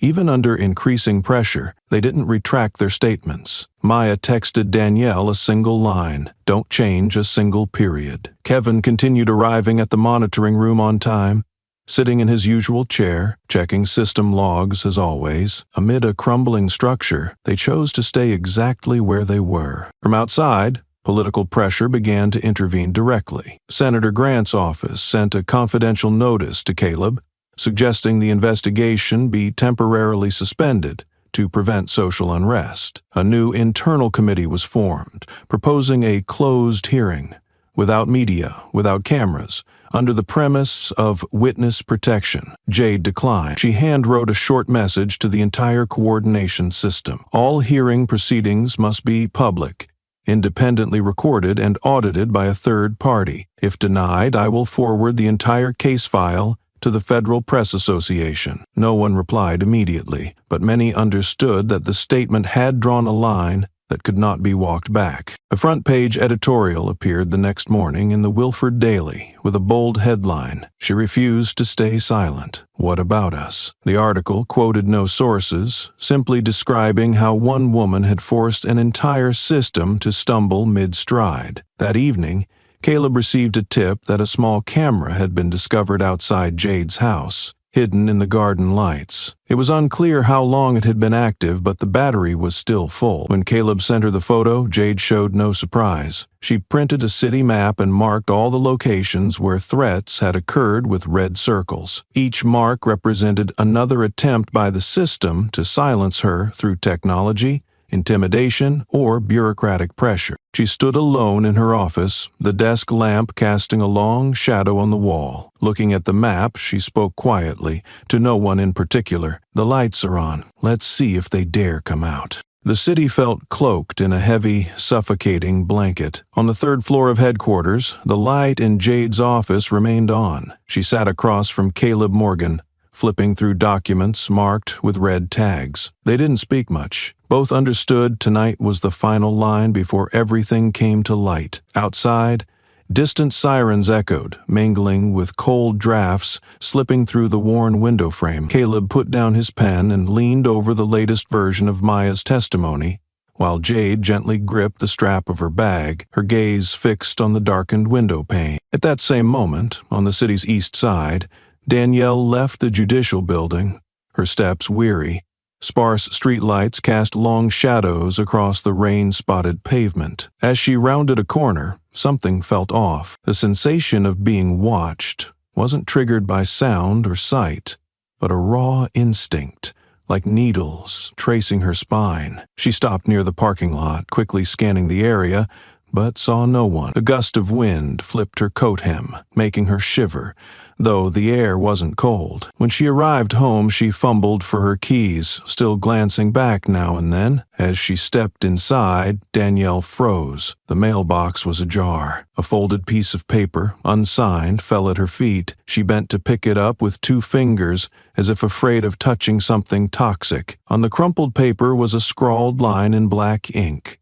One false statement could cost a life. Her heart jolted. She stood motionless, her back pressed to the door. In those moments, she thought of Caleb, of Maya, and most of all, of Jade. She photographed the note, then slid it back into the envelope and carefully placed it in the drawer near the entrance. Her hand trembled as she unlocked her phone and hovered over Caleb's number. She hesitated. Part of her wanted to report it immediately, but another part knew that once the information spread, things could spiral beyond control. Memories resurfaced from her early days in the force, when Derek had guided her through difficult cases. The silent nods of trust, the unspoken understanding during tense operations. But the truth had fractured everything. Danielle chose silence, not out of ignorance but fear. Now, every step she took felt like crossing a thin sheet of ice.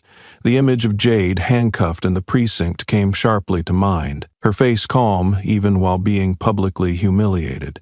She wasn't just a woman being insulted. She was a symbol pushed into the mud to see if she could rise again. Danielle tightened her grip on her phone, snapped photos of the envelope, the mailbox, and the faint shoe print on her tile floor. She sent them to Caleb with a short message: "Keep these safe." She didn't call emergency services, didn't file a report. Tonight, silence held more value than noise. She knew that any move might prompt those behind the note to escalate from threats to action. Opening the balcony door, Danielle looked up at the black sky. A breeze swept her loose hair over her shoulders. Across the street, a dark-colored car sat parked. Its door opened, the engine started quietly, and the vehicle pulled away without headlights. In that fleeting second, the streetlight reflected off the rear window, revealing a man in the passenger seat holding a clearly labeled folder. Brooks, witness report. Danielle stepped back inside and locked the door with both bolts. Her hands no longer trembled, but they were ice cold. Outside, the darkness had learned the name of tomorrow's witness, and tonight it would not rest. The computer screen blinked off just as the internal phone rang twice. Ethan Chen answered, and a flat voice from system security announced, "All workstations related to the internal investigation will be temporarily locked for security review. Your personal devices have also been flagged for impound by upper-level order." Ethan paused, his fingers curling slightly around the desk's edge. He knew this wasn't standard protocol. An unreleased video, the original clip of Derek attacking Jade, still sat in an auxiliary drive he hadn't yet encrypted. Now it might be in someone else's hands, jeopardizing the evidence and putting him directly in harm's way. He called Jade. It rang 3 times before she picked up. He didn't waste words. "They just took all my equipment, including the original drive." There was no immediate response. A thick silence stretched across the line. When Jade finally spoke, her voice was softer than usual,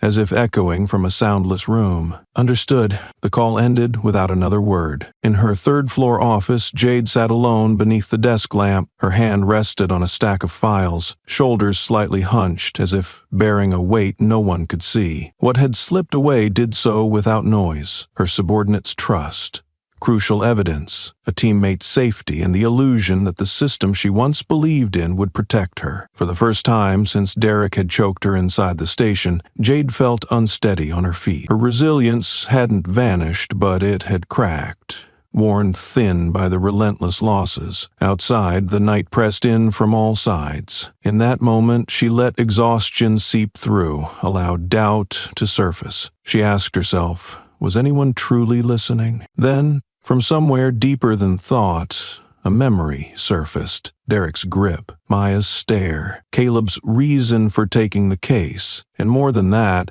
the handwritten letters sent to the precinct that week, each one signed with thanks. Thank you for not staying silent. Jade stood, picked up her badge, and adjusted it over her chest. The desk light caught its surface, reflecting a face too familiar with endurance. As she stepped into the hallway, she saw Kevin being escorted by 2 internal affairs officers. He turned slightly at her gaze, but said nothing. Those nearby avoided looking at her, eyes glued to files or feigning urgency. That silence wasn't fear alone. It was a form of ethical paralysis, and Jade knew that when good people stayed quiet, evil needed no permission to persist. She returned to her office and walked straight to the wall cabinet. Opening the bottom drawer, she retrieved a slim envelope, its edges slightly worn. The handwriting on the front tilted slightly to "The Next Chief." She had written it on her first day in command, a reminder to herself of endurance and inherited responsibility. Sitting down, she flipped the envelope and added one final line to the letter inside. If I fail, don't let this silence last another day. She placed the letter back, locked the drawer, and stood. Outside, wind whistled through the hallway, as if twisting through the void in this broken system. Her office door closed behind her, but the hallway lights remained on. Somewhere in the dark, a quiet flame was still being kept alive. The courtroom was filled with the hum of the air conditioner and the dry sound of paper being turned. Derek's defense attorney paused midway through his rebuttal, eyes fixed on the screen displaying data from Maya and Caleb, where retrieval logs had been trimmed and access timestamps blurred. Without a third-party verification, this entire chain remains a one-sided construction, he said, his tone calm but his legal implication sharp. A few members of the jury exchanged glances. The slight nods were no surprise. Jade understood what was happening. What they had, no matter how valid, was still missing a crucial link. The rear door of the courtroom swung open without warning. A man stepped in, tall and lean, carrying a canvas folder. His face was drawn, his nose defined by fatigue. No one recognized him at first until Caleb tilted his head, eyebrows slightly furrowed. Jade turned to look, then froze. The man was Thomas Grayson, the former head technician of the Internal Data Department, who had run the city's surveillance system for 7 years before suddenly resigning. Thomas didn't speak. He gave a brief nod to the court clerk, then walked directly to the witness bench. His old suit fit snugly over a slightly hunched back, but each step was steady, as if he had thought through this moment for a very long time. In his hands was a sealed folder. The courtroom held its breath. Jade's team looked at him with cautious hope. Derek's side reacted more strongly, especially Victor Boone, who had replaced Thomas. His expression tightened, hand involuntarily gripping his chin, as if bracing for a reflexive blow. Thomas, however, didn't look at anyone. He placed the folder on the table before the witness stand and looked straight at the panel of judges. My name is Thomas Grayson. I worked in the Internal Data Administration Department from 2012 to 2019. During that time, I was asked 3 times to delete data related to wrongful arrests. Each time it was justified internally. Each time it was explained away as a matter of security or to avoid damaging the department's reputation. His voice was hoarse, but each word was sharp and deliberate, echoing through the quiet room. No one interrupted. He continued, resting his hand lightly on the folder. I resigned after my wife, who worked in the city's civil division, was abruptly fired with no explanation. 2 days earlier, I had refused to delete a video related to the use of excessive force at a holding facility. I didn't say anything then. I didn't have the strength to fight back. But I kept a copy of the data, and today I'm bringing it here. Derek's lawyer immediately stood up, requesting the court halt proceedings to verify the witness's identity and reliability. The judge raised a hand for order, then turned to Thomas. Are you willing to submit that folder for the counsel's review? Thomas looked at him directly. His gaze was calm and steady. "I will, if I'm guaranteed federal witness protection. I'm not going through this again." Maya lowered her head slightly.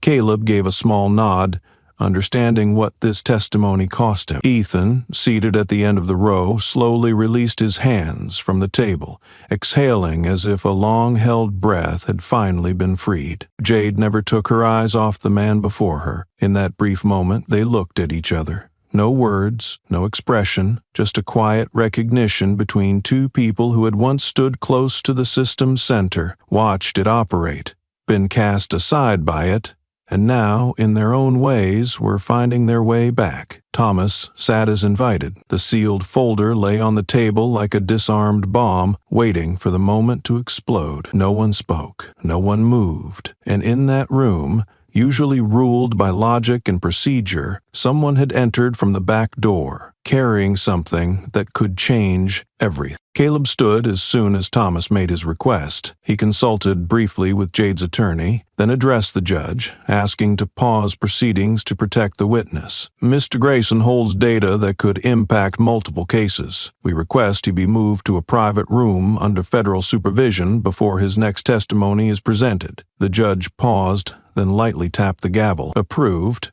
However, while we await formal procedures, the witness may deliver a preliminary statement under my direct supervision." Thomas was asked to return to the stand. He placed both hands on his knees, lowered his head slightly, then looked up, voice no longer shaking, each word clear as though he had recited them 100 times in his mind. "I reviewed the complete system access logs from 2012 through 2019, the time I left. At least 12 incidents had post-ement data manipulation, showing signs of overwriting or deletion. All 12 were connected to the second-tier patrol unit, where Officer Derek Collins once served." He paused briefly, then continued. "Each access was made with high-level administrative privileges. The user list includes 2 system managers, 1 lead technician seated front right, and a deputy from the investigation department still in office. I also found illegal access to the arrest file related to Chief Jade Thompson. That data was opened the night of the incident and overwritten within 3 minutes. The operator used credentials tied to the department's internal legal division." The air felt sucked from the room. Senator Grant pulled out his phone, whispered to an aide, then silently exited without a backward glance. Behind the rows, 2 young officers who had once sat beside Derek now bowed their heads, hands clasped tight. One of them quietly removed his badge and placed it on the table before slumping forward. Ethan Chen leaned back in his seat, as if the weight on his chest had finally lifted. His eyes met Caleb's, then moved to Jade. Nothing needed to be said. Everything was already understood. Thomas pulled out another document, his voice steady. "I was once offered money to forget about a video that showed Chief Thompson refusing a coerced settlement during a 2016 detention case. After I declined, my wife's contract was terminated within 10 days. That video, like others, vanished from the system soon after, but I backed it up." Caleb tightened the strap on his bag and gave a firm nod. For the first time during the entire trial, Jade's side felt that what they had built through quiet persistence was finally beginning to hit the system's core. Thomas's testimony lasted 12 minutes, enough to shift the entire course of the trial. The judicial panel convened briefly, then announced the formation of a federal independent review team to audit the city's entire law enforcement data system. 6 previously suspended cases would be reopened. Derek Collins' file would now face expanded investigation for systematic evidence tampering. As the session paused to protect the witness, Thomas was escorted out through a side door. Before leaving, he turned around. Jade remained seated in the front row, eyes locked on him. They didn't nod or exchange expressions, but in that instant was a silent recognition between survivors, those who had stayed quiet too long, now returning, step by step, word by word, to unlock a door others had tried to keep shut forever. The door closed behind him, but the reverberations from his testimony crept into every crack, and once again, it was the man who came in through the back door who forced the system to reckon with itself. The courtroom was packed to suffocation that morning. Reporters jostled for space along the hallway. Civil rights representatives held small placards that read, "No one is above the law," and at the front rows sat federal observers, stoic, tight-lipped, and razor-sharp in their gaze. Every step echoed against the polished tile floor, slicing through the silence before the judge entered. This was the day Derek Collins would finally face his position as a defendant, stripped of the protective fence he once stood behind with impunity. Derek sat at the defendant's table, arms crossed, his shirt ironed to perfection without a single crease. His eyes swept the benches but lingered on no one. Beside him, his private attorney clutched a thick folder, preparing for a battle they still hoped could be prolonged. The federal prosecutor rose and spoke with a firm, unwavering tone. 4 charges were read aloud, one by one: abuse of authority, assault during official duty, unauthorized interference with administrative data, and deliberate concealment of critical evidence. Each charge was accompanied by concrete evidence, citing statements from Thomas Grayson, Maya Brooks, and federal investigator Caleb Morgan. The video Ethan Chen had recovered from the secondary storage device played on the large screen, silencing the entire room as if someone had strangled the very air. Derek remained composed until the 3rd segment, when a close-up appeared of his hands tightening around Jade's neck, so clear that the metallic clink of handcuffs hitting the wall could be heard. His lips pressed tightly, his eyes blinked rapidly. As the prosecution moved into cross-examination, Derek invoked his right to remain silent, refusing to answer any questions. The final mask cracked. He was no longer the man in control, but the one being exposed. The next name mentioned wasn't physically present, but sent shockwaves through the room: Captain Richard Ross. 3 email excerpts were projected, showing Ross instructing internal probes to be delayed and advising not to escalate matters during politically sensitive times. These messages struck at the core of the system, a silent form of protection, powerful enough to obscure brutality. The prosecutor concluded that Ross was under federal investigation as a potential accomplice. The statement hit like a hammer blow against a structure once thought untouchable. Shortly after the hearing, several mid-level officers resigned, citing health reasons or personal matters. The Internal Affairs Division received an urgent request from the Judicial Council to compile a list of everyone who had accessed the administrative system in the past 5 years. The atmosphere across the entire enforcement apparatus shifted from passive tension to a whirlwind emerging from the very center of the system, once deemed untouchable. As the proceedings concluded, the judge turned to the plaintiff and asked whether she wished to make a final statement. All eyes shifted to the head of the table, where Jade Thompson sat in silence with a folder before her. A few camera lights redirected their focus, anticipating a response, but she did not rise, did not speak. She simply recapped her pen,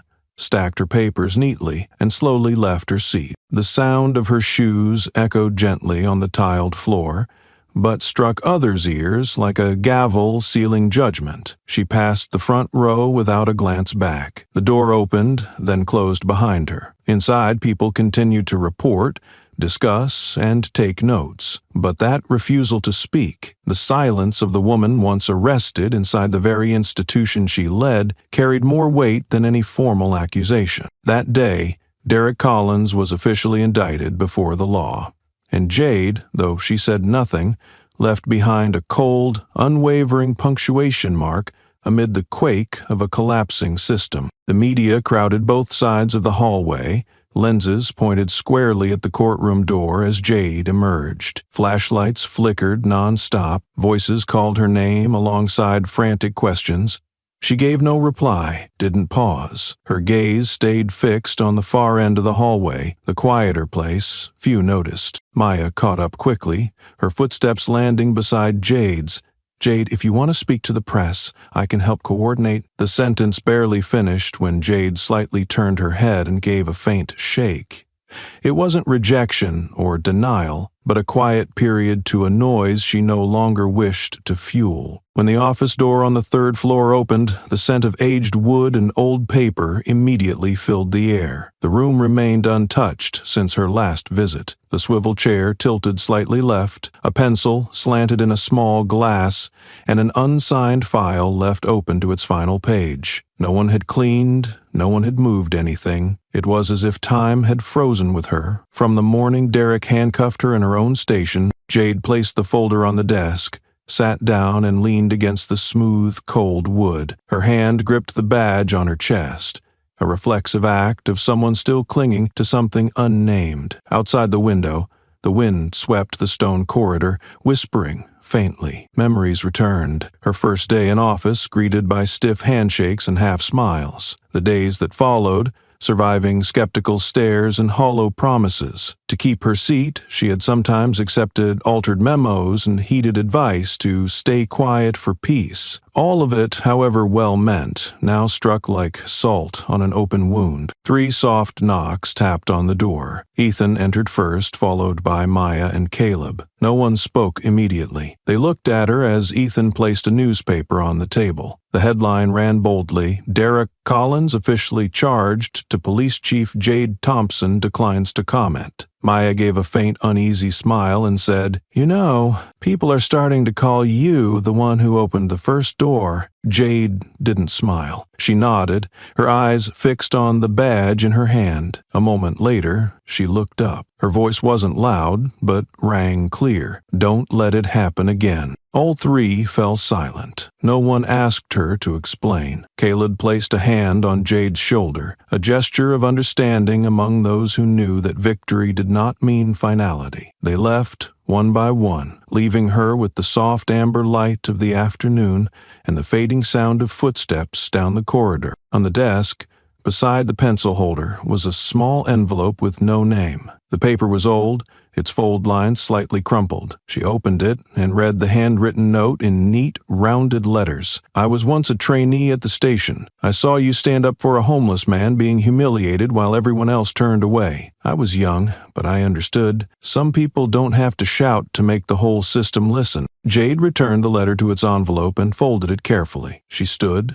turned, locked the office door, drew the curtain, and returned to her desk. Outside, public discourse raged like oil to fire, with every story and image spreading across social media and primetime news. But inside, the woman once seen as the weakest in the precinct was making a choice to continue not through speeches or grand victories, but through something else. Quiet, steady persistence, day after day, in the very room where others. City Hall was packed that morning. A large banner stretched across the stage, honoring those who broke the silence. In the center of the front row sat a nameplate that read, "Police Chief Jade Thompson," placed beside a silver-plated badge. But the seat remained empty. Cameras zoomed in. The host hesitated briefly, then continued the speech. No one came forward to accept the honor, and no explanation was given. Danielle sat quietly next to that empty chair. She didn't speak, didn't shed tears. Her silence wasn't due to a lack of words. It was her way of admitting what she had once failed to do. She remembered Jade's eyes on the day of the arrest, neither angry nor resentful, but piercing through every bystander who had chosen to look away, including herself. The ceremony ended in uneven applause.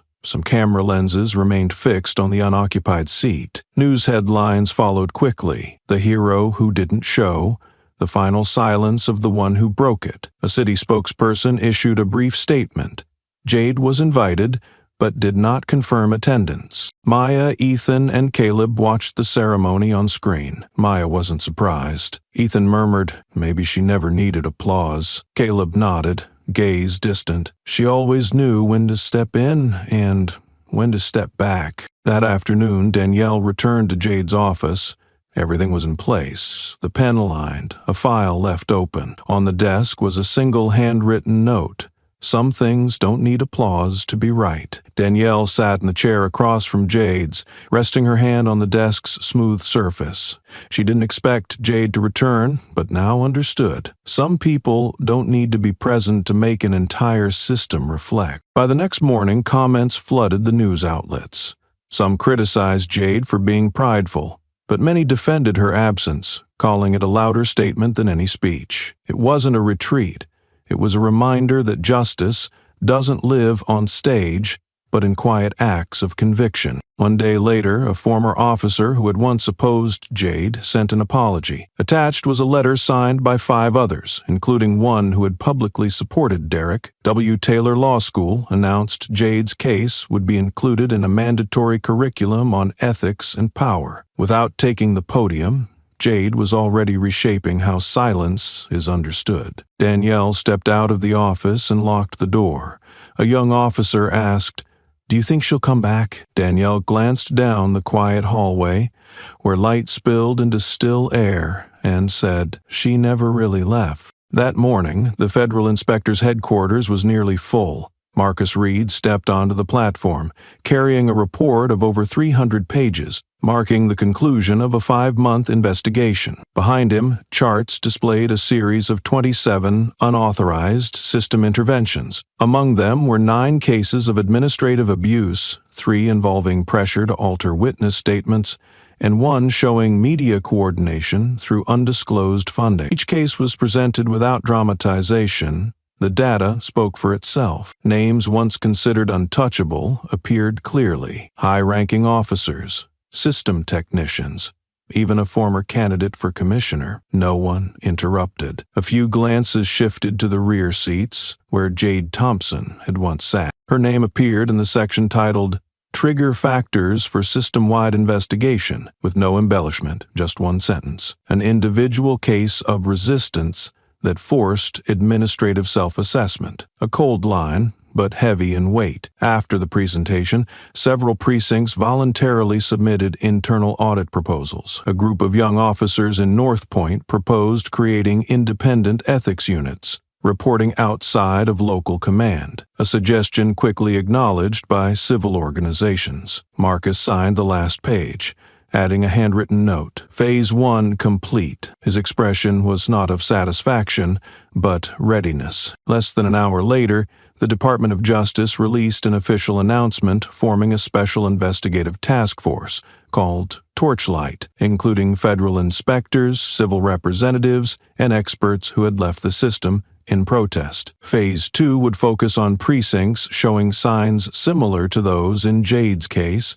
particularly those with off-hour data access, missing audit trails, or unresolved internal complaints. 4 precincts were marked in red, indicating urgent oversight. That same afternoon, several district-level officials submitted early retirement letters. No formal charges were filed, but the inspection group's warning made it clear the era of voluntary silence had ended. Their successors were instructed to release all internal disciplinary records within 30 days, an unprecedented demand. On the 6th floor, Marcus made a quiet phone call.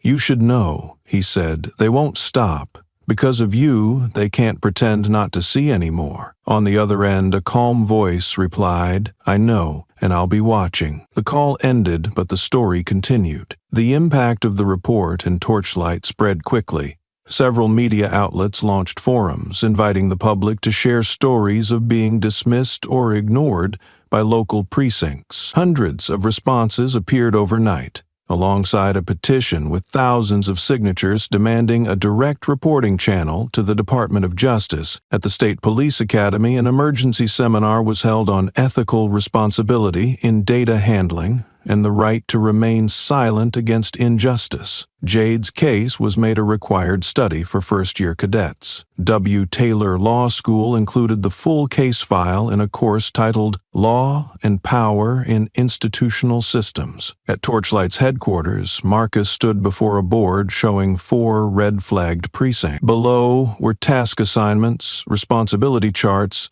and a review timeline. But the most striking detail was a photo from the prior awards ceremony. The empty chair still at the center of the front row. Beneath it, a handwritten note in bold red read, "We began with one. Now, no one gets left behind." The story ends here, but the questions it raises remain. Have you ever been misunderstood, judged unfairly just because someone didn't truly see you? Have you ever been underestimated, pushed aside, yet quietly proved that you were stronger, smarter, and more resilient than they imagined? You don't have to be an officer, an investigator, or a whistleblower to know the silence that surrounds injustice. Sometimes, the system chooses to look away, but what matters is that someone still speaks up, and someone still listens. If this story made you think, please share it so others can reflect too. Turn your feelings into action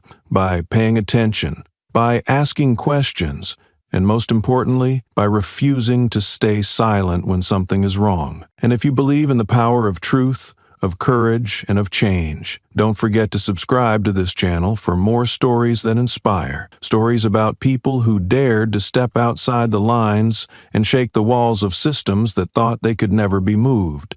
Because sometimes, all it takes is one voice, and the whole system has to start listening again.